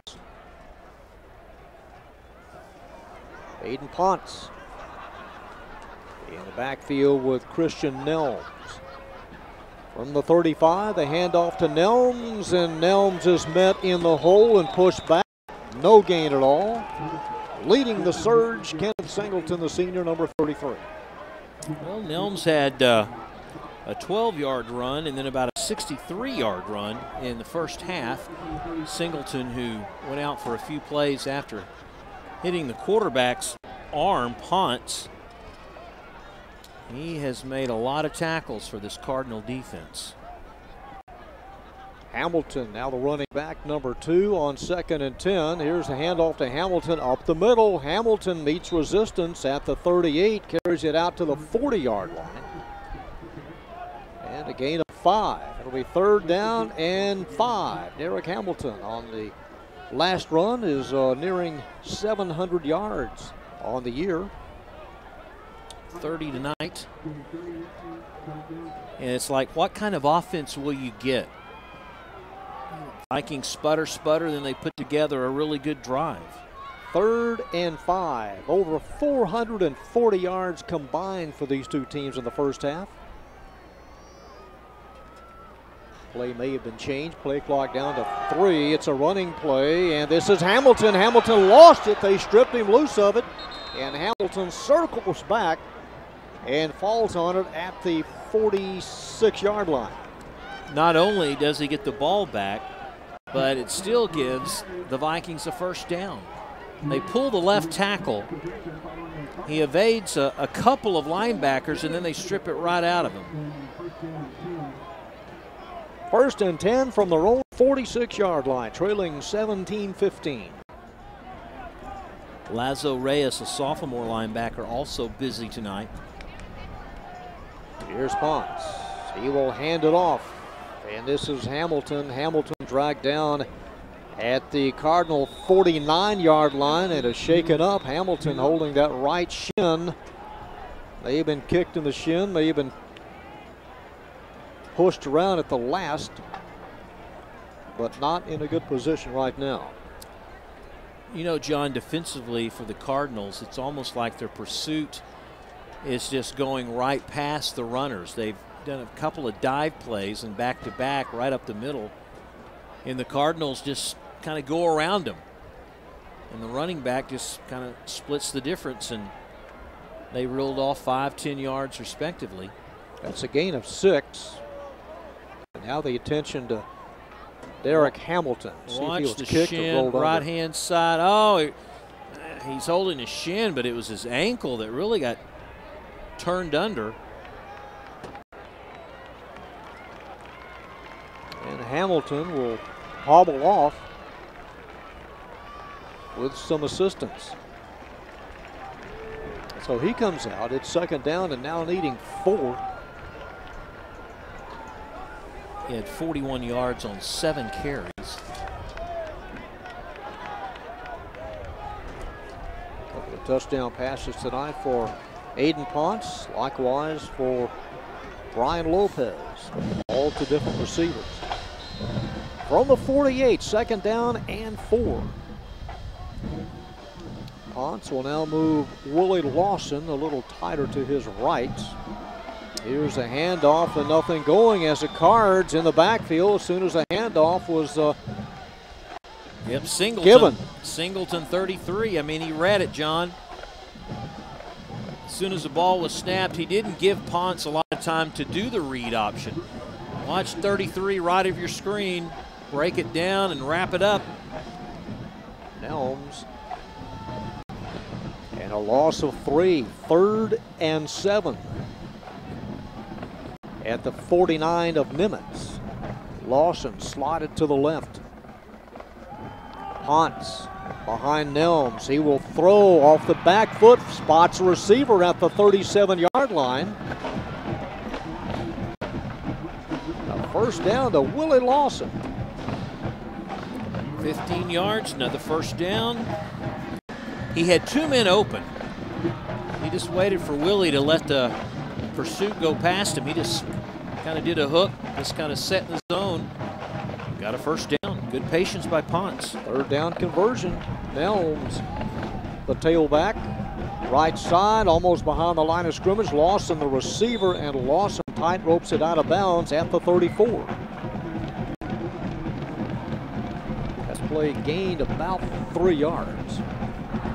But another catch for Willie Lawson, came in with 24 on the year. I just think those are too long of a pass to make anything work. You just got to go to the short side. It gives the DBs too much time to react. Sideline right, open field left on 2nd and 8. And we got a smoke bomb on the track. Running play, Nelms. 30, Nelms 25. Nelms sidesteps the defender at the 20, still inbound. Gang tackle at about the 14-yard line. About a 23-yard gain right there. Christian Nelms. And a nice run. They spot it at the 13-yard line. Just to the right there, streaks left, outruns the defensive end. Good open field tackle by Marion Smith.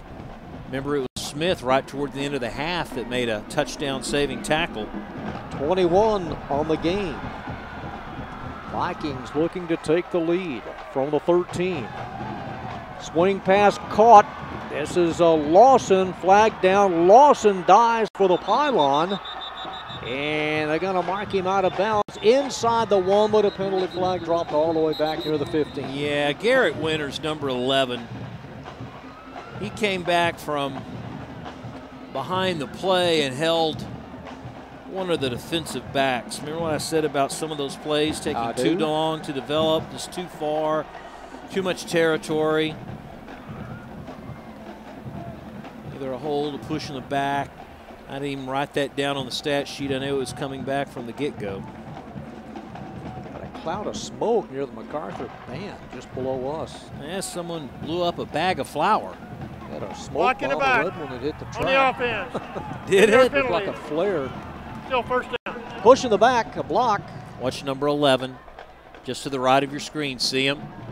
He's holding on to the DB and wiped him out. Yeah. Yep. And we got a little minor smoke bomb on the other side too, so it's the battle of the smoke.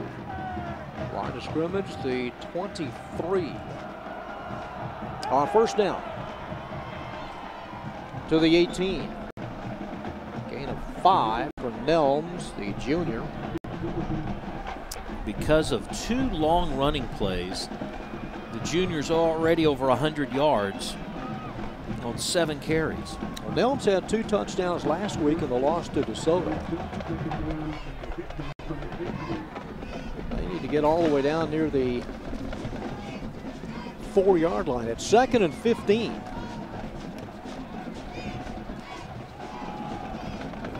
Nelms left side. Nelms slammed down at the 10. Ball loose. And to the 5-yard line. That's where Cesar Garcia was able to fall on it, but Nelms is going to rule him down at the 10. Yeah, 5 yards back, knee touched the ground. Again, here we go again. Working quick sweep. Number 11 grabs him. Yeah, knee down.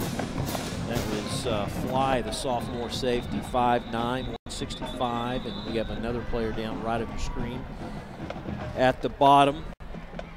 And that'll be a injury timeout. And that's Marion Smith. That's the guy we talked about earlier who's made a couple of great tackles. One of those a touchdown saving tackle before the half. And he's telling the trainers what happened to him.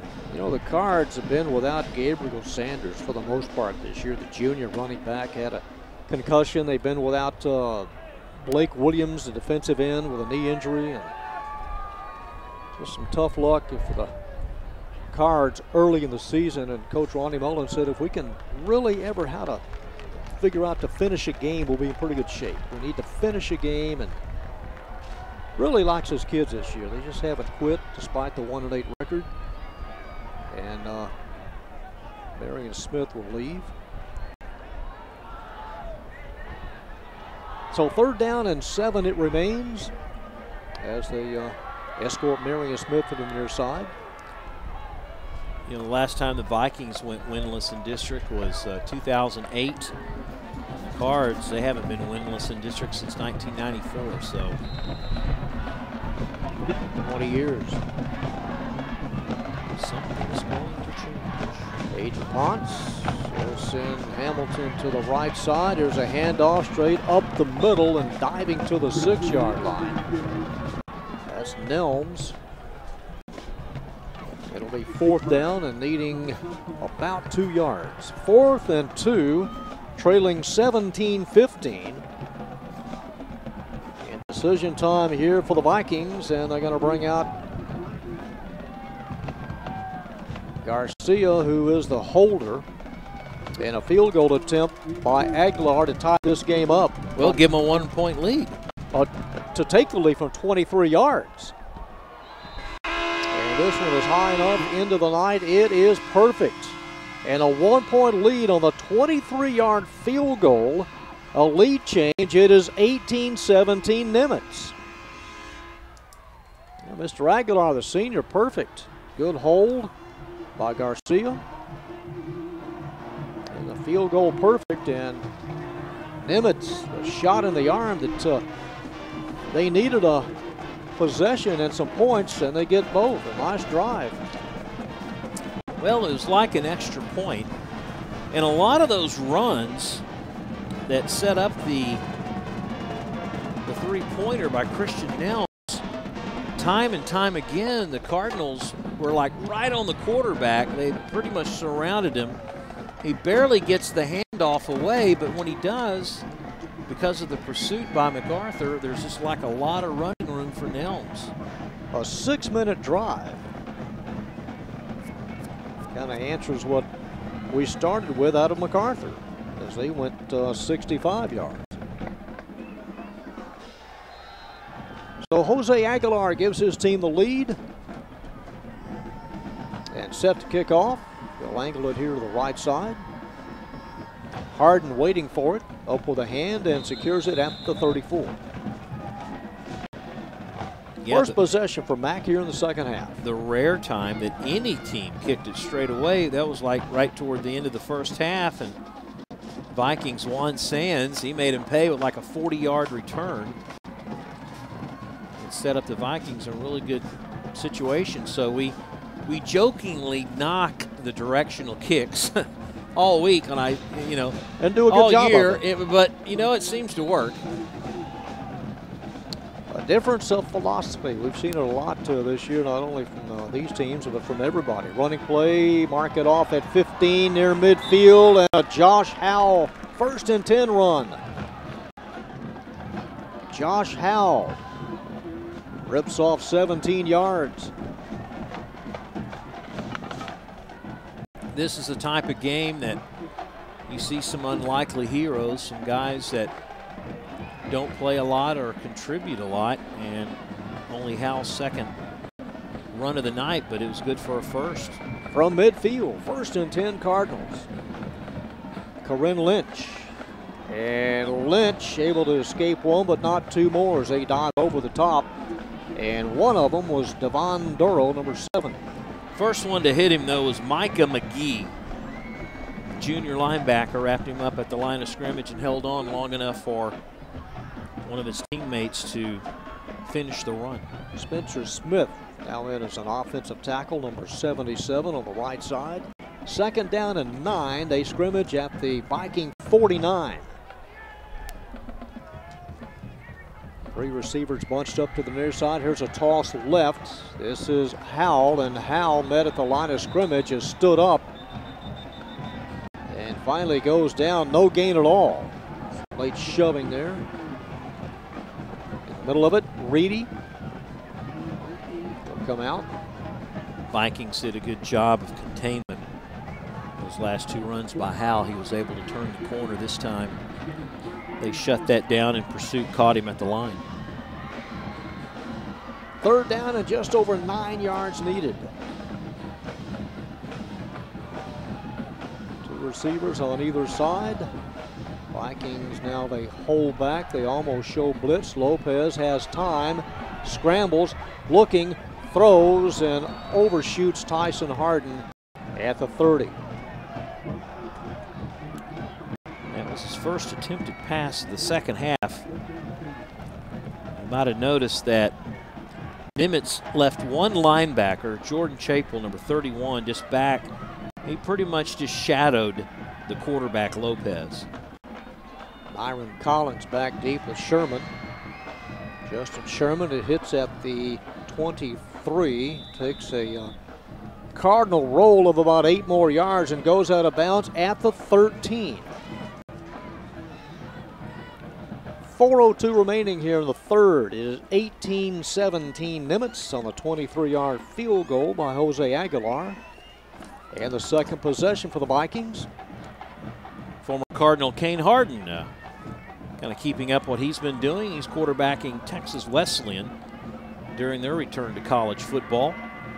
Harden 56 of 121, over 600 yards, 4 touchdowns. Football returned to the Fort Worth campus for the first time since 1941. And the Rams play in the NAIA Central States Football League, so glad to see Kane still playing some football. At historic Farrington Field, handoff to Christian Nelms. Nelms able to carry it out to the 16-yard line. Yeah, we want to know, John, how did they look back in 41? A well-oiled machine. Uh-huh. 2 platoon football. Leather helmets. Gain of 3, 2nd and 7. Quarterback called all the plays. Those were the days. Now some shifting over as Nelms to the right. He takes a handoff and now is loose. Ball loose, and the Cardinals have it at the 16. Number 2, Steptoe. Adrian Steptoe, the junior. Well, that could be the boost the Cardinals are looking for. A short field. They were beneficial of a turnover in the first half by the Vikings, but not like this where they take over in the red zone. And it looks like maybe Akari, number 1, he did. He knocked it right out of the hands of Nelms, and there was Steptoe to pick it up. 1st and 10 from the 16-yard line. Lopez loops it towards a corner. There's some movement on Harden, one-on-one with Mac Evans. That contact came at about the 1-yard line. Carried through the end zone. We got the double foul because he threw the hat and the flag. I bet, first of all, it's defensive holding, and then second of all, it's interference. Nawama now comes on, but Cardinals may be the beneficiary of all this. Started at the 16-yard line. They would have to go back to the line of scrimmage, which will put it at about the 8 if it 2 fouls is on against the play. Nimitz. Here we go. Live ball foul, pass interference. Number 4 on the defense. It's going to be a spot foul, 1st down. 2nd foul after the play, unsportsmanlike conduct. Number 4, half the distance, 1st down. Well, I guess because of maybe Mac Evans taunting the receiver, thinking that he did a great play defensively, they called unsportsmanlike. They tried to drop this in like they did before, and when it's over, he's kind of shaking his head at him a little bit, and then that's, see the hat? That's the second flag. When you're you run out of flags, you throw your hat. He was hit twice. So they go back to the 16, and it's going to be first and goal. Well, if one was a the first one. If one was a dead ball, you go half the distance on the interference, and then you go half the distance on the second one. To the 8, which would place it at the 4. And a first and goal Cardinals. Well, inside that. So they'll just give them the touchdown here. Puts it at about the 1, doesn't it? First and goal at the 1. Mack looking to get that lead back. Straight ahead as Lopez just plows in the end zone. Touchdown Cards. It is 23-18. Short 16-yard drive. I think they may go for 2 as well. Hold the bus. Hold the bus. What would be a play without a penalty? Maybe after the score, we hope. Didn't see any movement on the line to give it. Collins, number 3. On the defense. Half the distance of the goal. Yeah, that's a touchdown. All right, maybe a delay for throwing the football after the touchdown. Well, you're compelled to go for 2 here with a line of scrimmage just outside the 1. Well, you've got a 7-point lead. Extra point would make it 8, but 2 would make it 9. 9.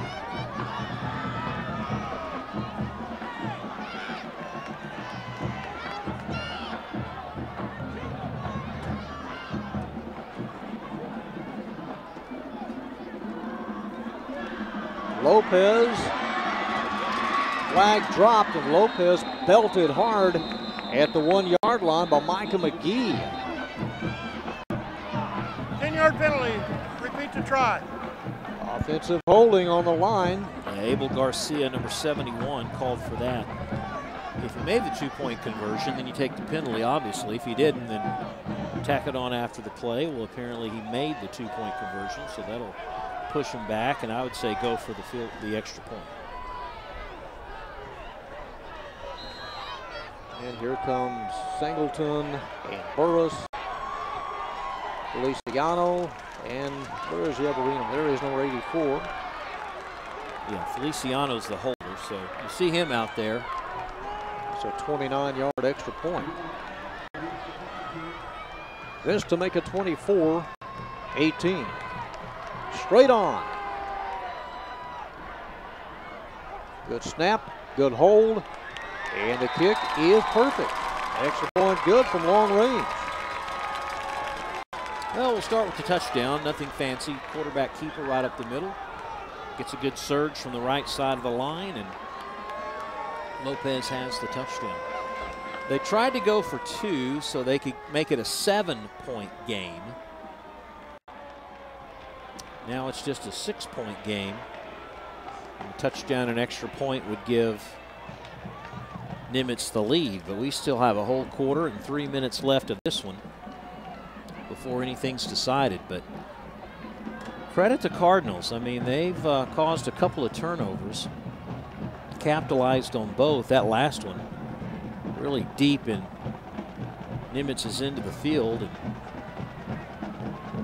got the aid of a pass interference penalty and took advantage of it. I mean, that's what these games are about, is who makes the least amount of mistakes in turnovers and penalties. An entertaining first half, and this second half up for grabs. Brian Lopez with a 1-yard plunge.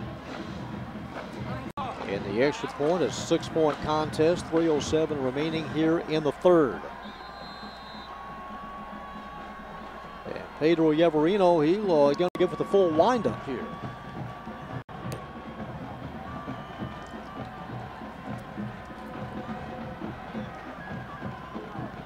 It's a squib kick and fielded and dropped at the 26-yard line. It was McGee who had it, and then Juan Sands falls on it. And that's where the drive starts for the Vikings here in the third. A pretty smart play. You don't want to go trying to corral a football like a bunch of wild kittens out there. change directions in a heartbeat. So I don't see Nelms out there. They may go back to Hamilton. Yeah, well, either Hamilton is in there.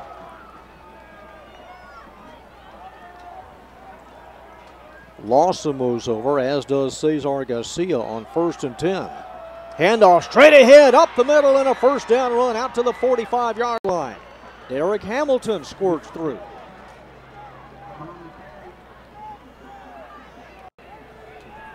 Watch the left side of the line.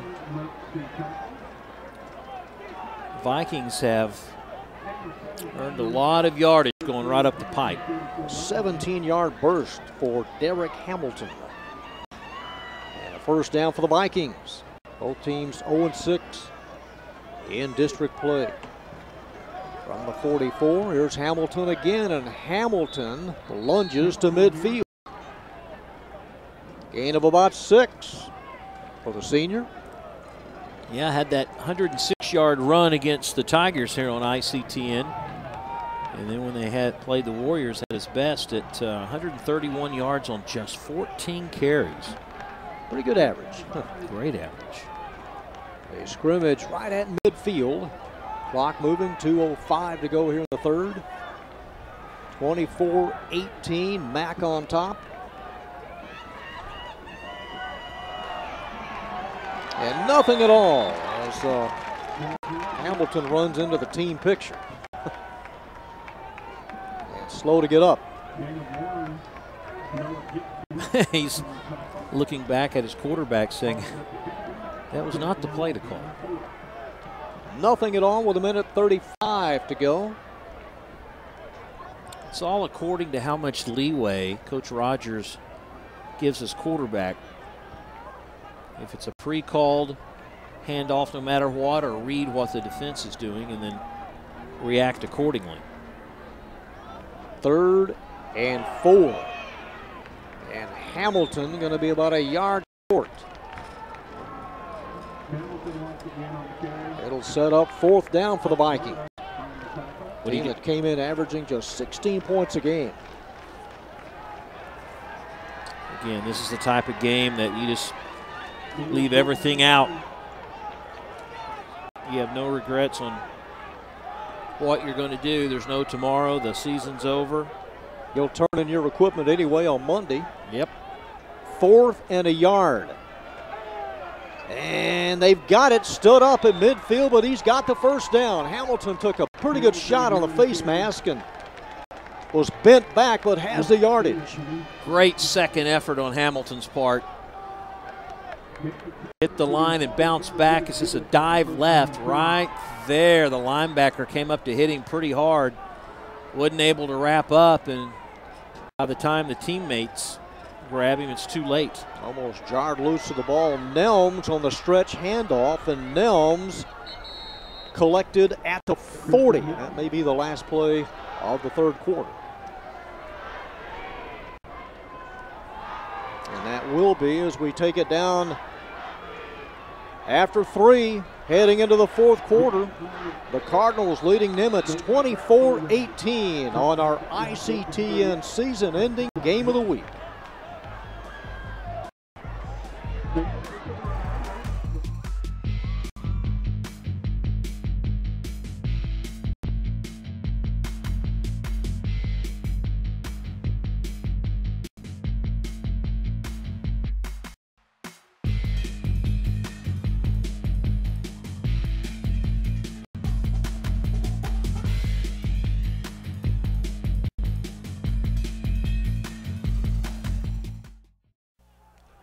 It's the last quarter of the season, shaping up 24-18. Cardinals on top. Nimitz with a ball and a handoff to Nelms. Nelms inside the 35, and Nelms dropped it about the 33. And a first down for the Vikings on 2nd and 4. Nelms over 130 yards tonight. On target for a season high in the rushing department. They're going to send DeMarcus McGowan wide left. McGowan and Sherman both wide left on first down. over the middle. Ponce intended for Sherman and reaching around, and there's the flag. That's a fly, I believe, the sophomore. Is he back in there? We had 2 flags, so yeah, that's justification. You know, if you get 2 flags, then you know they both saw the same thing. Gerald Fly providing the coverage on a post pattern intended for Justin Sherman. I think Fly would have been okay if he didn't wrap his arm around, yeah. Pass interference on the defense, number 11. It'll be a 15-yard penalty. First down. Cardinal fans do not like the call. You can hear the boos. Watch.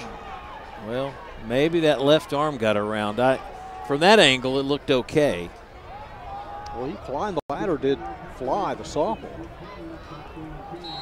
First and 10 from the 18-yard line. Vikings trying to tie it up.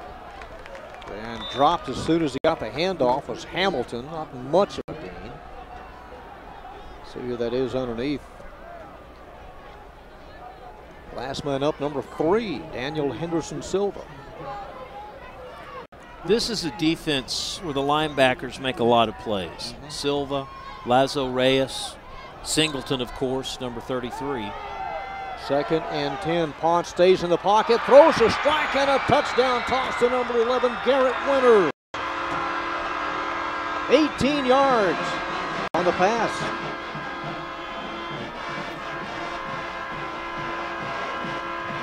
That's the first catch of the night for Winters. And it comes at a time that gives his team a chance to regain the lead. Knotted up at 24. This for the lead. And the extra point is good. Jose Aguilar gives Nimitz the lead at 25-24. What a pretty pass, what a pretty catch by Winters. It's Winters' second touchdown grab of the year. And only his 4th catch. Is that all? Just 4th catch all season. 2 of the 4 catches have resulted in touchdowns. Ponce hung into the pocket long enough, and Winters just curled in behind the defense. Watch it from the end zone. Plenty of time. The guy was breathing down his neck from behind, but he beats the corner and the safety. And Akari, one of the other linebackers, number 1, I think thought he had deep help, and he didn't. Oh, what a fun game. 73 yards on the drive. And another lead change. Nimitz for the moment on top. That took all of 1 minute in this 4th quarter. You know, the thing about this game is we practically have the whole remaining 4th quarter. Both teams have all 3 of their timeouts. We could see, you know, a couple more touchdowns each team. As we're talking about, let's just empty the playbook and let's do it. Have fun. Double reverse. Flicker. Statue of Liberty. Aguilar gonna hit it short. Harden at the 30, no fair catch. Gonna carry it out.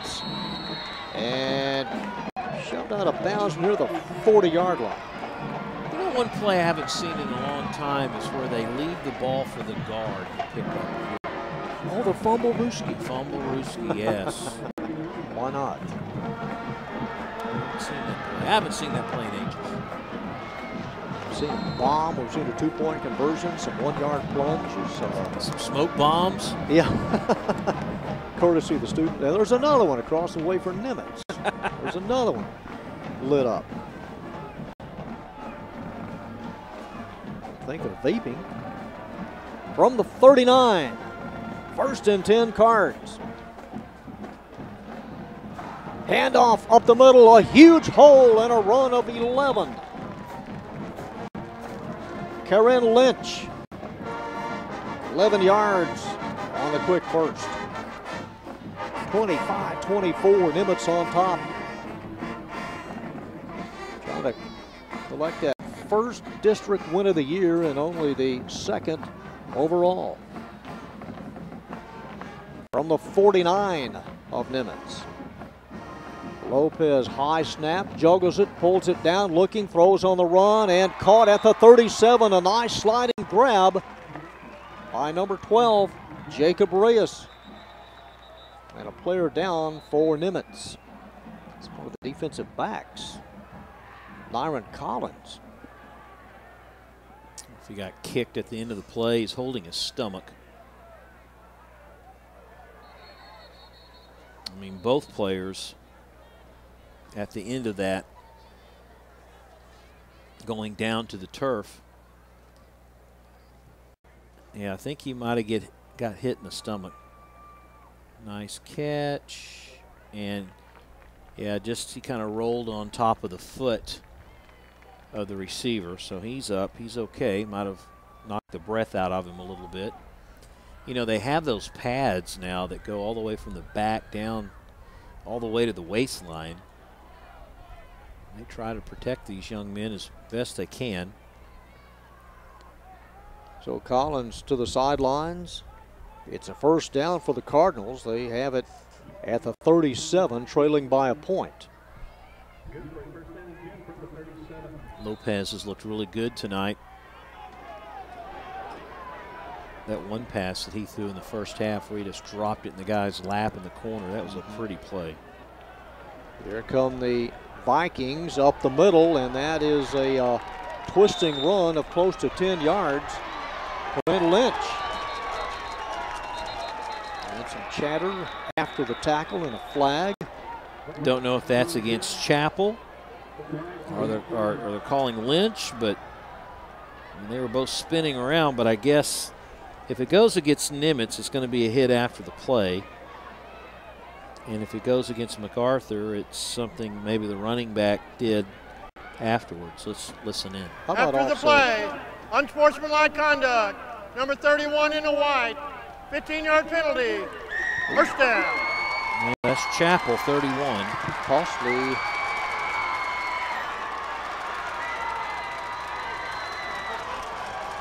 Maybe the pull down there. That's the third 15-yard penalty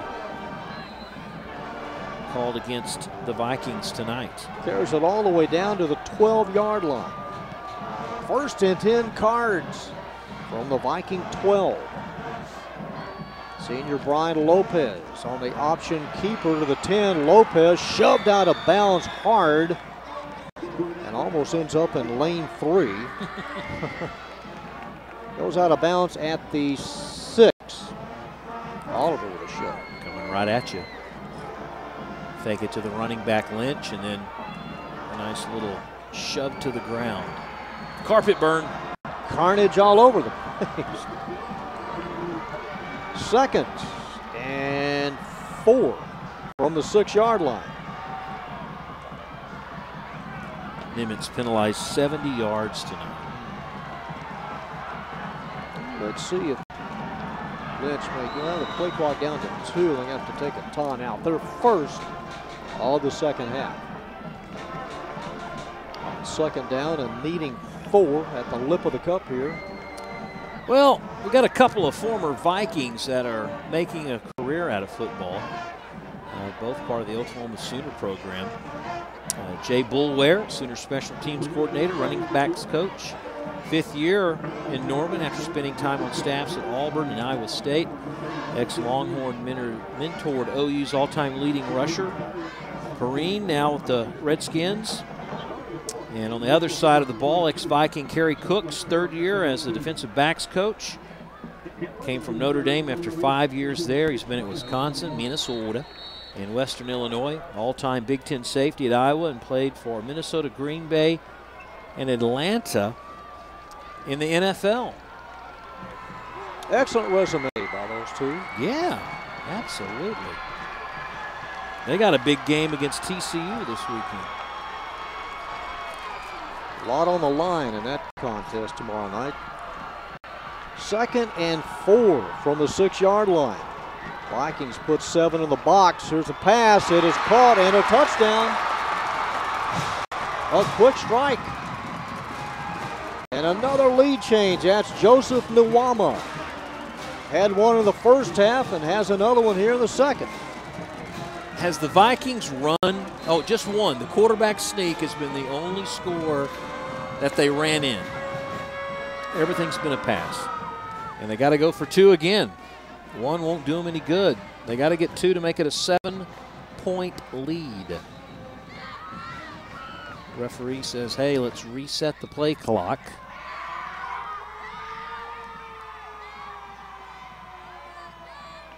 So the Cards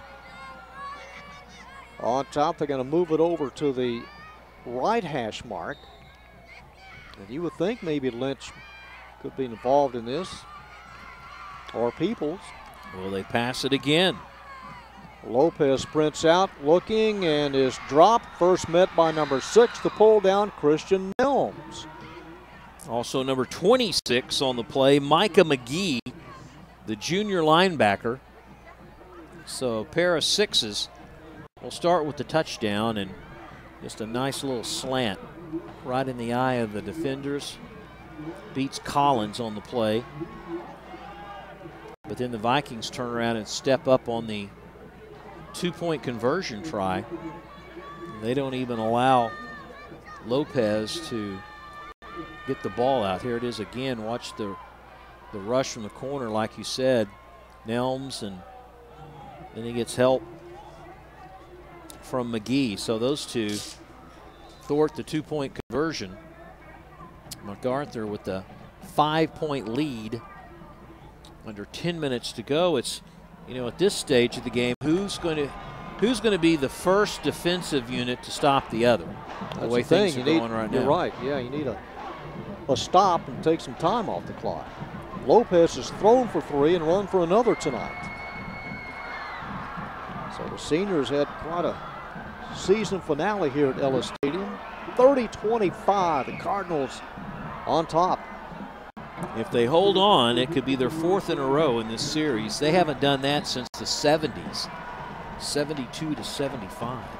Pedro Yeverino as the ball falls off the tee. Deepest man back. Well, there are 2 of them coupled together at the 3. There they are. You know what I'd do? One is Collins. I'd put a couple of big old offensive linemen on the goal line, just begging you to kick it deep.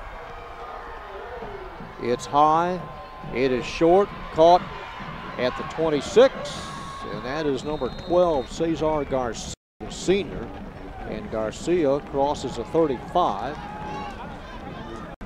and a run back to the 39. 4th possession for the Vikings in the second half. Well, they've got their money's worth tonight, both sides. Yeah, really good crowd too. Fun crowd. They've been active. They've been loud. Had a great halftime honoring veterans for Veterans Day, and some fireworks on the field. Nelms in the backfield with Ponce. Stacked up at the 44. Movement continues, but the play dead at the 44. Gain of 5. The thing about Nelms is on numerous occasions it appears that he's going to be tackled at the line or behind the line, and he just has a really good second move. A little shifty move that the defenders can't wrap him up. 2nd and 6. Garcia's tight on the right side. 2 tight ends. Here's an inside pitch. Lawson, and Lawson shouldered down hard at the 48. Didn't like the way he was taken down. Lawson looks back at the tackle. That's right, close to a first down, maybe about a half a yard short. 3rd and very short here at the 48 for Nimitz. 8:31 to go in the contest. Straight ahead, and Hamilton slammed down near the yardage needed for a first down. He indicates that he's got it. Boy, that's close. I don't think he got the spot. I mean, he may have gotten the first down, but... Well, they're eyeballing this all the way across. Yeah, they gave it to him. Move the chains. 1st and 10, Nimitz. And he got met at the line of scrimmage. Somehow was able to power through it. Noah Gibson, the defensive end here on the near side. From the 49. Collided. Hamilton, and hold everything. Procedure call. All the way down to the 40. Legal procedure. Came from the side judge. False start on the offense. Number 11, 5-yard penalty. Remains first down. Cost the Vikes 5. That's Winters. 7 penalties, 75 yards against the Vikings. Equal opportunity flags. Ball now at the 44, 1st and 15. In motion is Garcia. Now comes to a stop. And Nelms gathered up at the 47.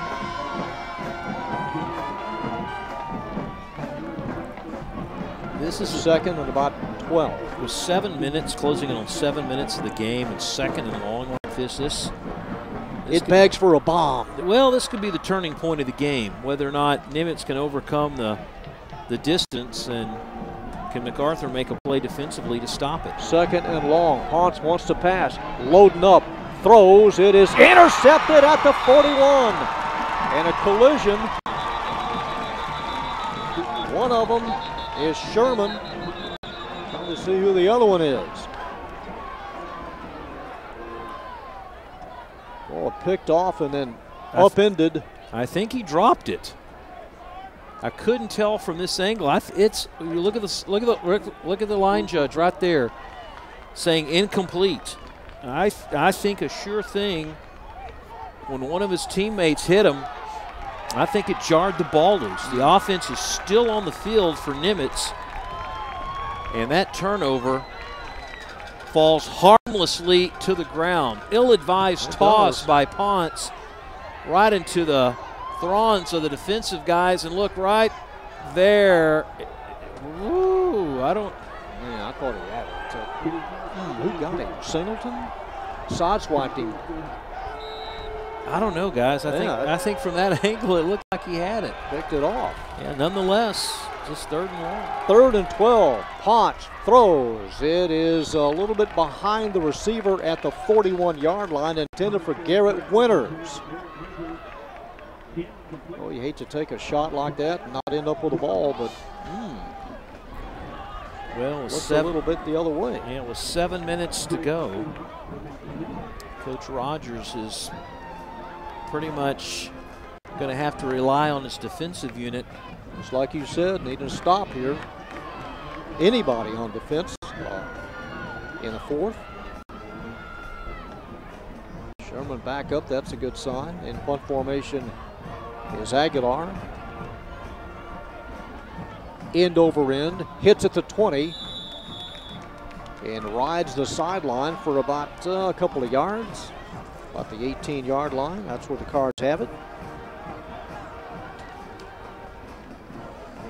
And here's the Mac offense, leading 30-25. The only win came in the season opener right here against the Garland Owls, a 14-3 outcome.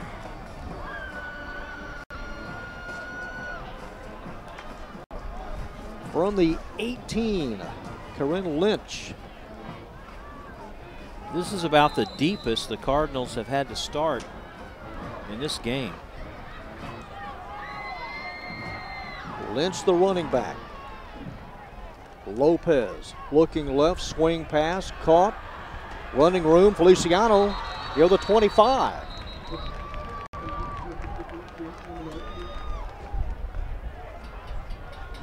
Gain of about 6.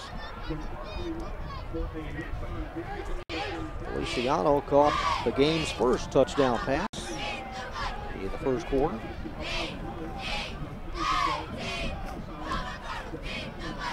Thing about those sideline passes, if you don't stay in bounds, it just helps out the opposition. Nimitz has 3 timeouts, the Cards have a couple. 2nd and 5. Just shy of the 24-yard line. Now they go the other way. Feliciano, 30, out to the 33. And a first down. They go left side, they go right side. Nice throw and a nice catch by the sophomore. Great speed, great quickness. Watch this. Once he gets first that line of scrimmage, there's no one there till Mac Evans wraps him up. If the damage is done, you get the first down. Cards taking a lot of time off of this clock. Play clock shows 14. Yeah, they could work it down even more. On the 32. First and 10.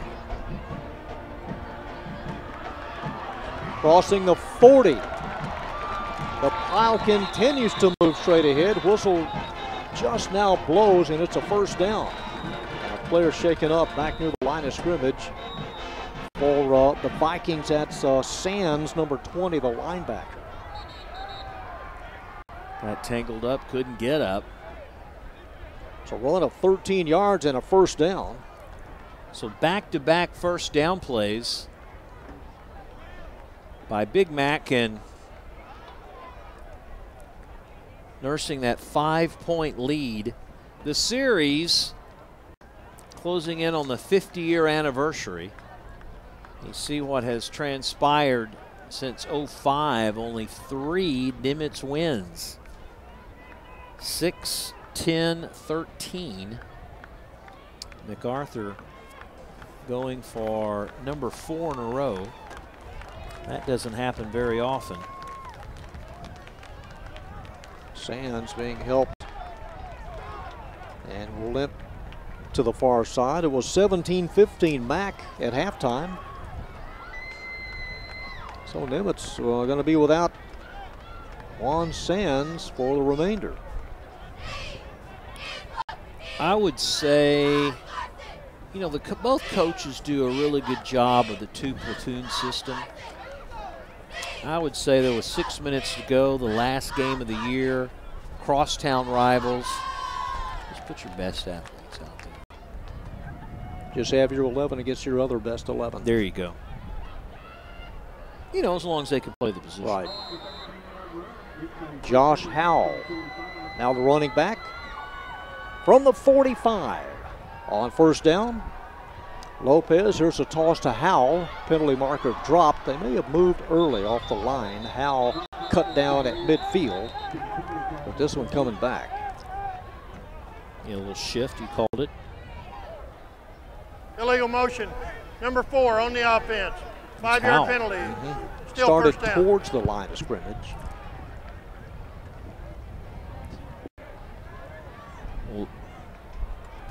Well, it's number 10 really that moved.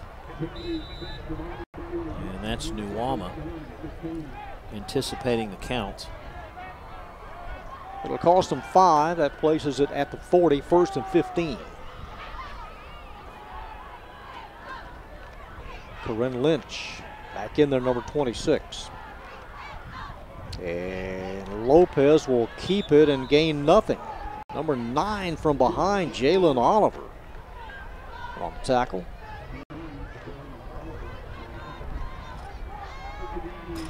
Nothing at all. Almost 5 minutes left in the game, and when you get those penalties that you have the option to decline, it might start being better off if you're a Viking fan to turn down those penalties instead of giving the opposition another shot and another opportunity to run some time off the clock. Second and 15. Lopez, nothing. As Vikings stiffen up, it'll be 3rd and long. This is an interesting call here because the last 2 plays have pretty much been, we're just going to run the ball and eat time off the clock. And the Vikings have pretty much smothered the running game. Will MacArthur take a chance here to throw it downfield? An incomplete pass would stop the clock. And the problem all year for the Cards, can they finish? Lopez empties the backfield, guns it over the middle, and nobody home. It'll be 4th down. That stops the clock. And the Cards will have to punt it away.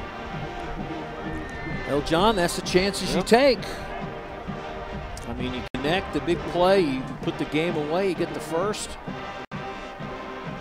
Now with Nimitz with all 3 timeouts in their back pocket, 4:22 is an eternity. Hardin needs a good punt here.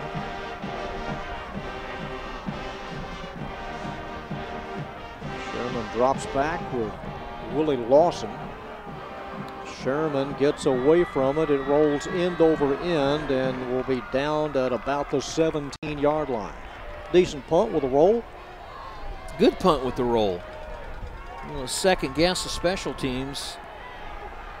Willie and Justin both probably, they had that to do all over again. They would have picked it up, called for the fair catch, you know, would have saved them close to 10 yards in the process. But offensively, no time to panic.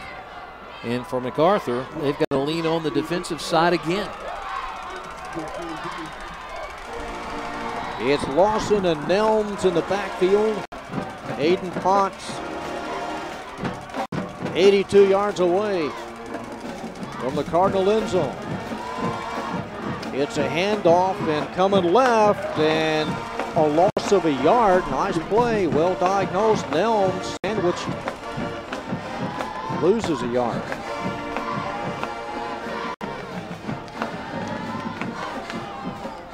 Second and 11 inside of 4 minutes.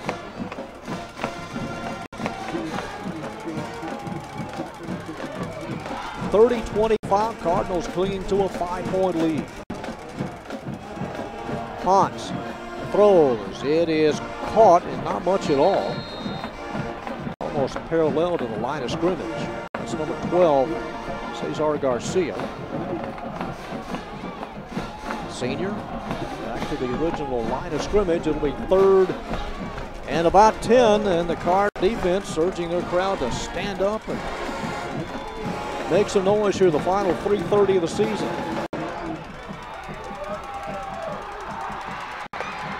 Third and close to 10 yards. And movement on the right side. We'll tell if it was a guard or the tackle. Well, I thought maybe Lawson in the backfield. Let's see who they call it on. Ball starts. Offense. Number 56. Remains 3rd down. Cody Conklin, the senior. There's a tackle on the right side. There he is right there. Watch him. See, he just, and then all the finger pointing. 3rd and 14. Potts looking, throws to the near side. Well, both of them have it. Who has it last? Well, now the officials got to make a decision. Boy, they not letting go of it. Both of them have dual possession. They still do. You know, they can say incomplete pass. Cesar Garcia. Oh, that's a tough call. Man, that's a heartbreaker on 3rd down. And well, you got to punt if you're Nimitz. You can't go for it this time. He thought he had it. Let's watch Worth the end another zone. look. That'll tell us a lot.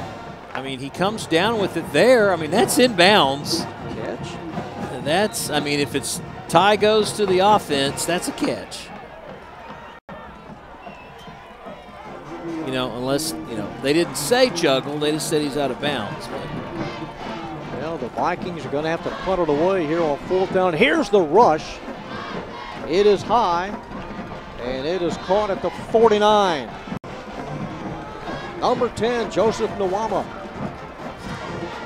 Grab it for the Cardinals at the 49-yard line of Nimitz with 3:18 to play.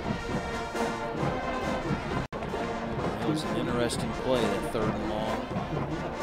An interception that may have been, a catch that may have been.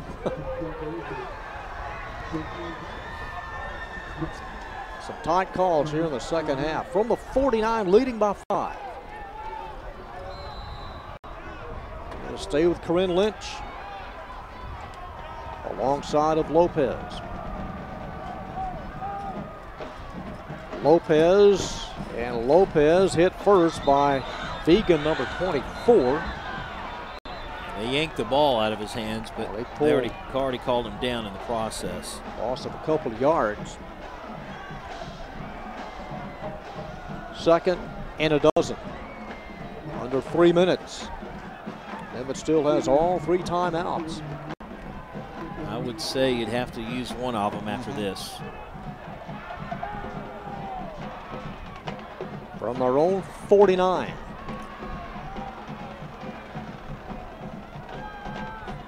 Movement, no flag. Handoff. And to the 48, gain of 3. And a late flag. Linesman on the near side throwing that flag straight up about 50 feet in the air. You know what? If this is against Nimitz, this could be the game. Boy, you're in a great position to call a timeout after that run.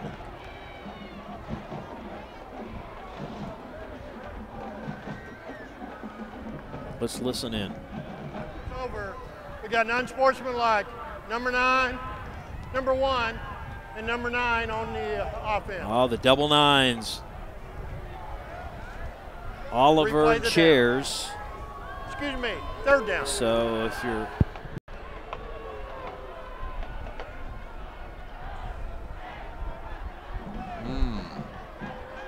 Cara. Oh, they both headbutted each other. A paint swapper. Yes.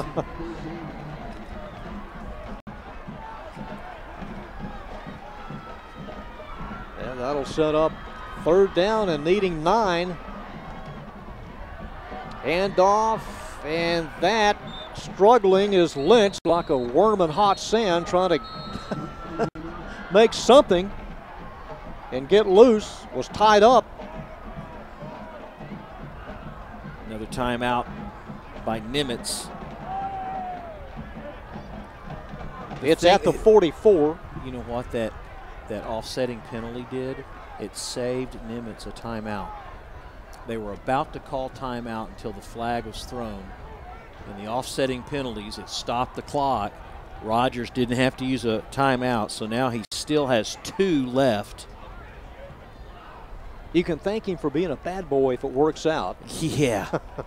Yeah, that's not exactly, trust me, how he'd want to see it play out. Well, they had a chance, but they. But I mean, gosh, come on. I know it's a rival. I know the spirits are high. I know your emotions get the best of you. But for the next 2 minutes, you need to keep that in check. Both teams do if you want to walk out with the victory. That could be the difference in the game. Well, they're both feeling the heat now. Atari back deep with Henderson. And Harden in punt formation on 4th and 6.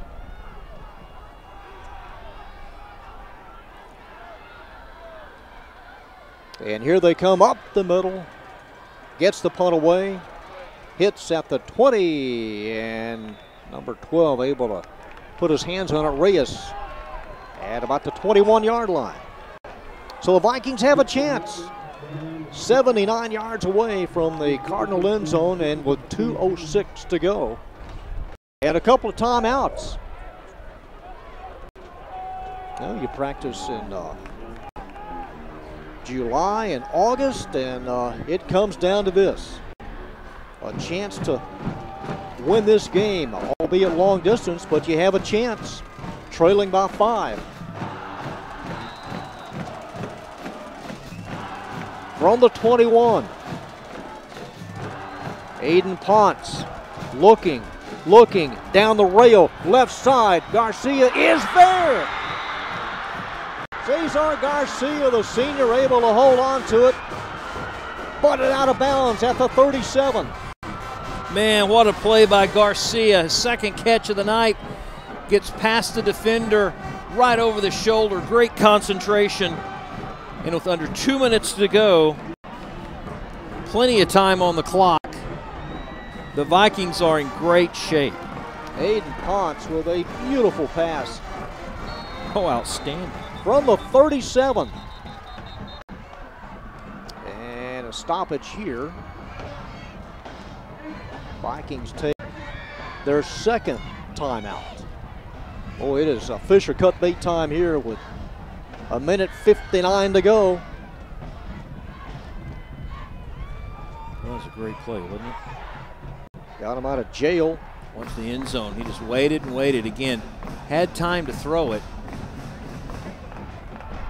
And when you throw to a guy that hasn't been used a lot, know, the defense kind of gets lulled to sleep. They look for the guy you've been going to a lot. Yeah, he hadn't, and McGowan hadn't been used much either tonight, number 17. All the way down to the 37-yard line. Coach Rogers, his team 0-5 at home. Came in, as did the Cards, with an overall mark of 1-8.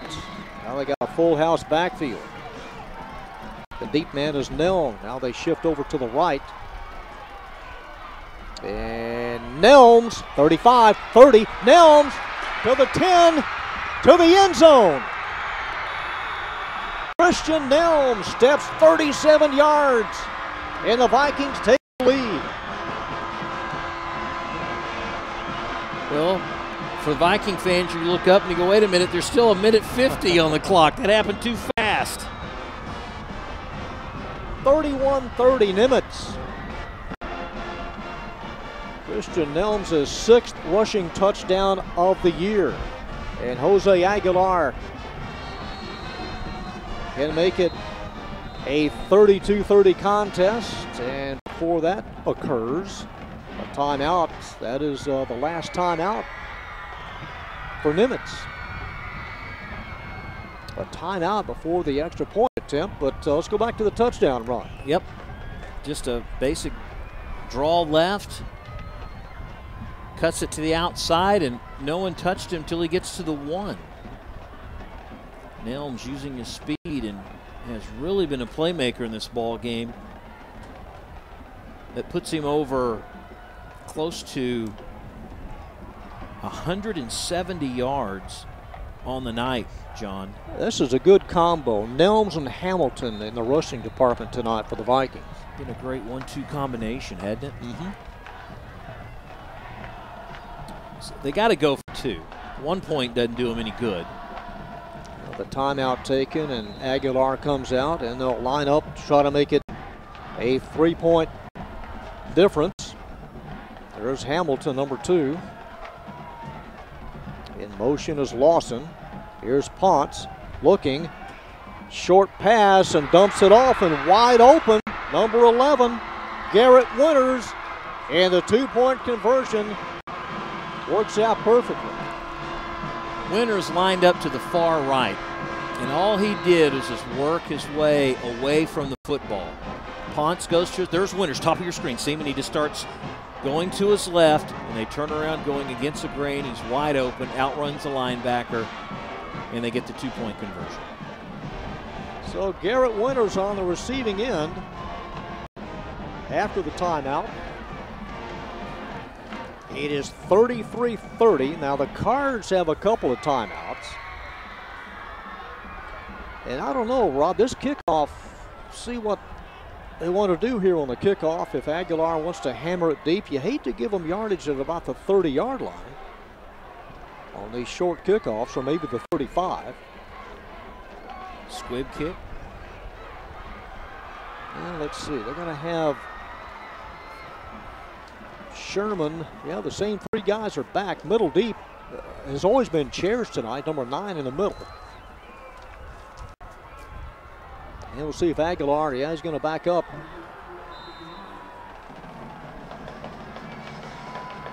And here is the Viking kickoff. It's deep.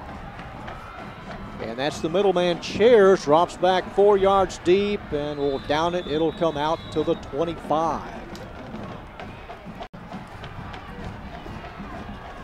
Well, that was smart. It's a pretty good kickoff by Aguilar. Don't be a hero. So that last possession, MacArthur tried a couple of passes, but mostly it was the run. Now they find themselves down by 3, 2 timeouts, and you know they're going to have to start throwing again, and they did a pretty good job of that to start the ball game. They're going to flood the zone here. They got 2 receivers on either side from the 25-yard line. 1st and 10, trailing by a tray. Lopez drops back. Here's the rush up the middle. It is caught. That's Chairs. Chairs to the 31-yard line. A quick 6 yards. Man, did Lopez take a shot. He was hammered after he let loose of it. 2nd and 4. Minute 25, clock moving. From the 31. Lopez looking, has time, throws to the near side. It is caught, a down and out pattern to Harden. That's a lot of yards out to the 42. Yeah, about 15 yards. Harden with a square out. His 24th catch of the year. At the 47. Lopez, plenty of time that time. Harden ran a really good route. Minute 12. Looking, deep ball, left side, and overshoots Joseph Nwama by about 5 yards.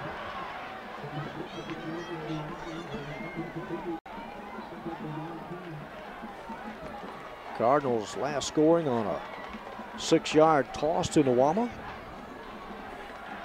Came with 9:42 to play in this 4th quarter.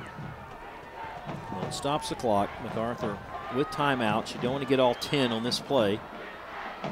Feliciano in motion on 2nd and 10. Lopez will run. He will throw on the run, and that one behind Harden at the 45. Like to have that one back. It's 3rd and 10. Well, he could have run out of bounds and gained a pretty good amount of yardage. Reyes in. Nwama comes out. Vikings have thrown out another defensive back into the fold. The deepest man is Justin Sherman, the safety. He's at the 35. Oliver, defensive end on the bottom side, going out as a defender. 3rd and 10. Caught in traffic by Chairs, and Chairs spun down at the 48. Going to be about 5 yards short. Clock moving. Well, it stopped, and yeah, they got to call time. They got to talk this. Yeah, you got to burn one here. This is too important. 4th down. Well, you know, you hear this cliche, this is for the game. This is going to do it. Well, at this point, with 50 seconds to go, this is the game. They need 5 yards. Could be a season ender or a continuation with a 1st down. 50 seconds to go.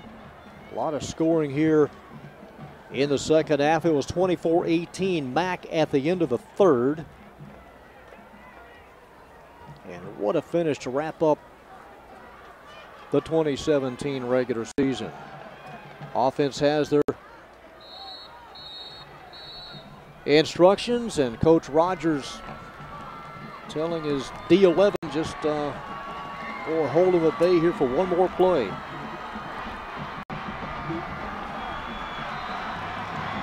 Rob Willman will be interviewing one of the coaches after the season finale. On 4th down, it is caught, and a 1st down at the 40. They go to the bread and butter man, Tyson Harden, the senior.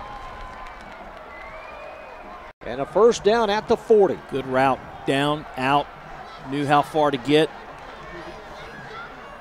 Lawson makes a tackle, but not until he gets 6 yards. So they continue.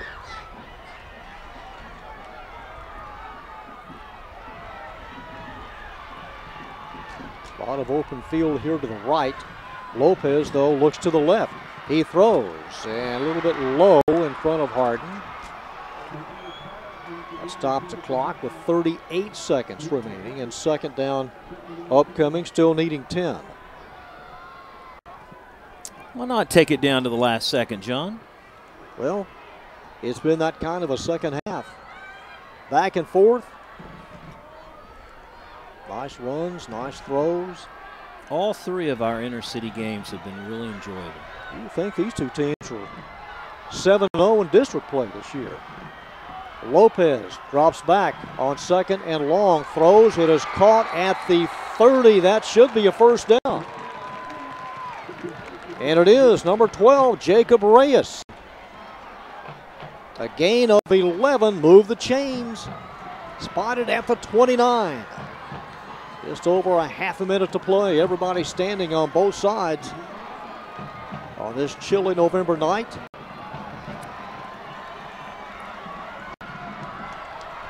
At the 29. Lopez looks, throws, middle deep, has a man open, caught, and a touchdown. That is Feliciano. Caught the game's first touchdown pass. It may be the last touchdown pass tonight. A 29-yard strike to Jose Feliciano, the sophomore. Oh, baby, look at this. Plenty of time, right on the numbers.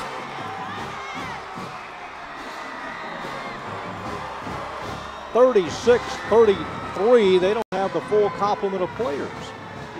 Steptoe has come on. He's the 11th man, the PAT, to make it a 4-point game. Spotted. Up. It is no good. Pushed it to the right. 36-33. But the Cards have the lead. A drive of 75 yards. And that didn't take long at all. The capper, a 29-yard strike to Feliciano. From the end zone, Feliciano just runs right to the goalpost. One of those two very shifty and speedy receivers on this Ronnie Mullins team.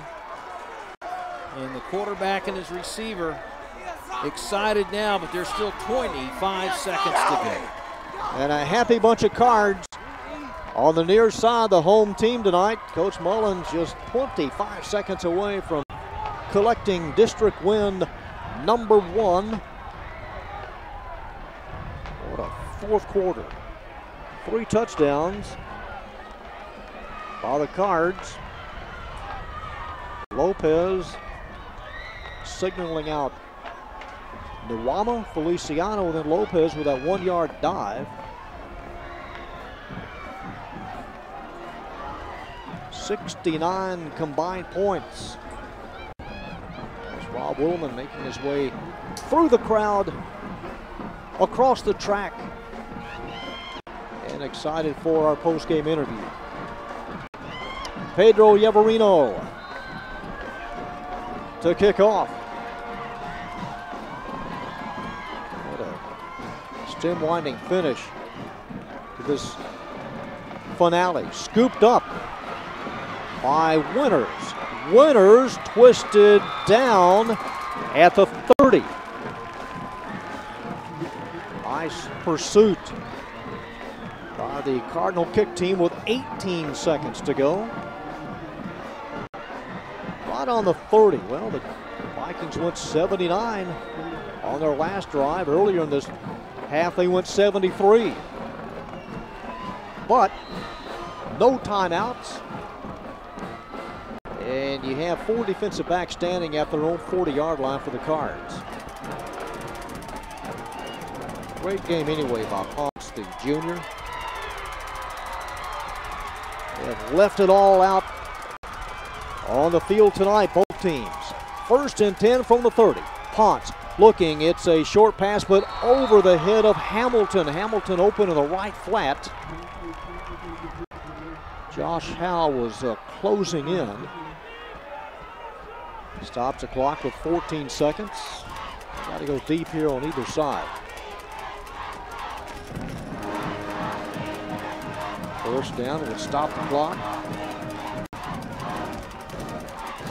Now Lawson may be a little confused. It started to the right, now lines up to the left. He's wide left with McGowan.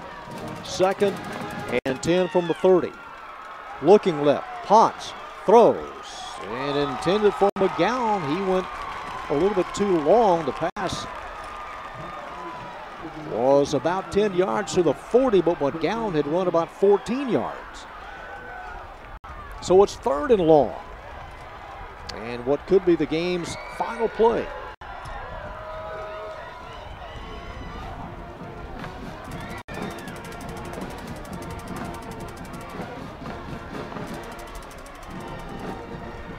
At the 40 with 3 seconds. That's what they wanted to run the play before. McGowan holds it down as Ponce Well, a nice pass, but now you go as deep as you can from the 41-yard line. And barring a penalty on the defense, this will be the last play of the game and the season. On first down, as Ponce loads up, he throws over the middle and some contact, no flag, and yeah, here's a late flag, and the drive will continue. It'll be on Josh Howell. Had some contact at the 40-yard line of Mack, and Ponce limping to the sidelines. He's been a little gimpy, to be honest, in this entire fourth quarter.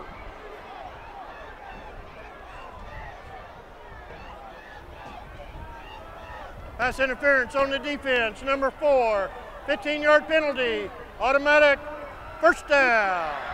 So that keeps it alive for the Vikings. They go back to the line of scrimmage, step off 15 yards, and that'll place it near the 45-yard line. It's on the 44.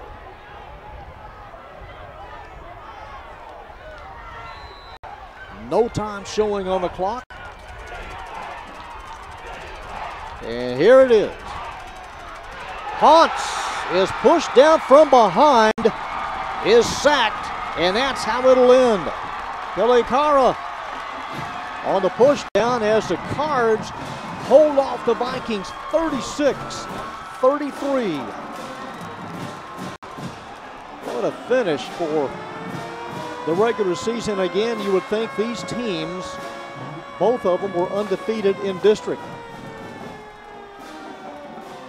A tip of the hat to both sides. What a spirited contest tonight in this season finale. Here's a look as Ponce never sees a car from the backside.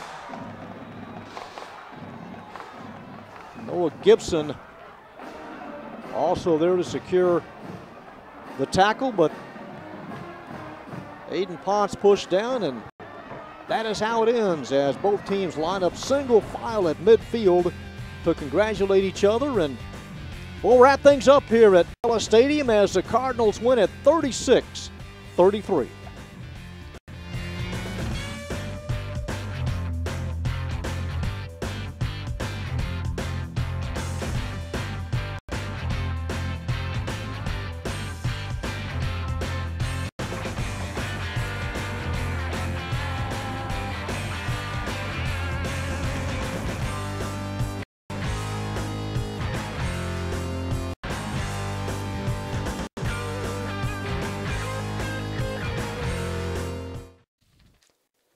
Cardinals win at 36-33 in a game that featured over 800 yards of total offense. Head coach Ronnie Mullins is happier than a pigeon with a French fry, and here's Rob Willman.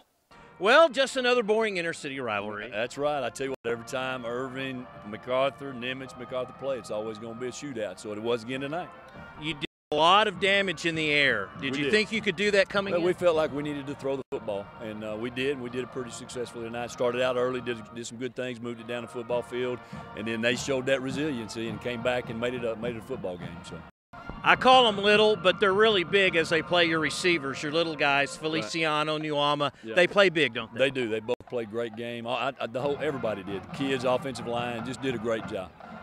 Lopez hung in there. I mean, there were times he had to throw the football because they were daring you to throw it. He did. Brian did a great job, and they stuck with it and made a great throw there at the end to get us the win. Did you do anything, tell your defense anything different that last series, not the very last one, but the one before where you really had to stop Nimitz offensively? We didn't stop. Yes. Well, I mean, you just got to make tackles. You can't let people get behind. It really wasn't that bad a shape over here on the little wheel route by the running back. He was there, but he just let him get behind him a little bit. Kid made a great catch, great throw by the quarterback. It's been all the way back to the 70s since MacArthur's won 4 straight against Nimitz. Really? So despite a long season, that's got to feel pretty good toward the end. You know, the one thing I want to say about the kids, you know, we bookended this year. We got one the first one, one the last one, and in between they kept coming to work out every week and prepared to play, and I'm excited about that part of it. We've got a lot of young kids on the field, and that's going to bode well for us in the future. All right. Congratulations. Enjoy it. Yeah, I will. Thank you. All right. Bye. Thanks, guys. All right, an outstanding and just entertaining game, John, right here at the stadium. Great way to end the season. Back up to you. All right, Rob, appreciate it very much. Nice job this year. And what a finish for the Cards. They had a 17-15 halftime lead. They outscored the Vikings 19-18 in the second half. And here's the capper completing a 75-yard drive. Feliciano on the receiving end of this 29-yard pass from Brian Lopez. That came with just 25 seconds to go.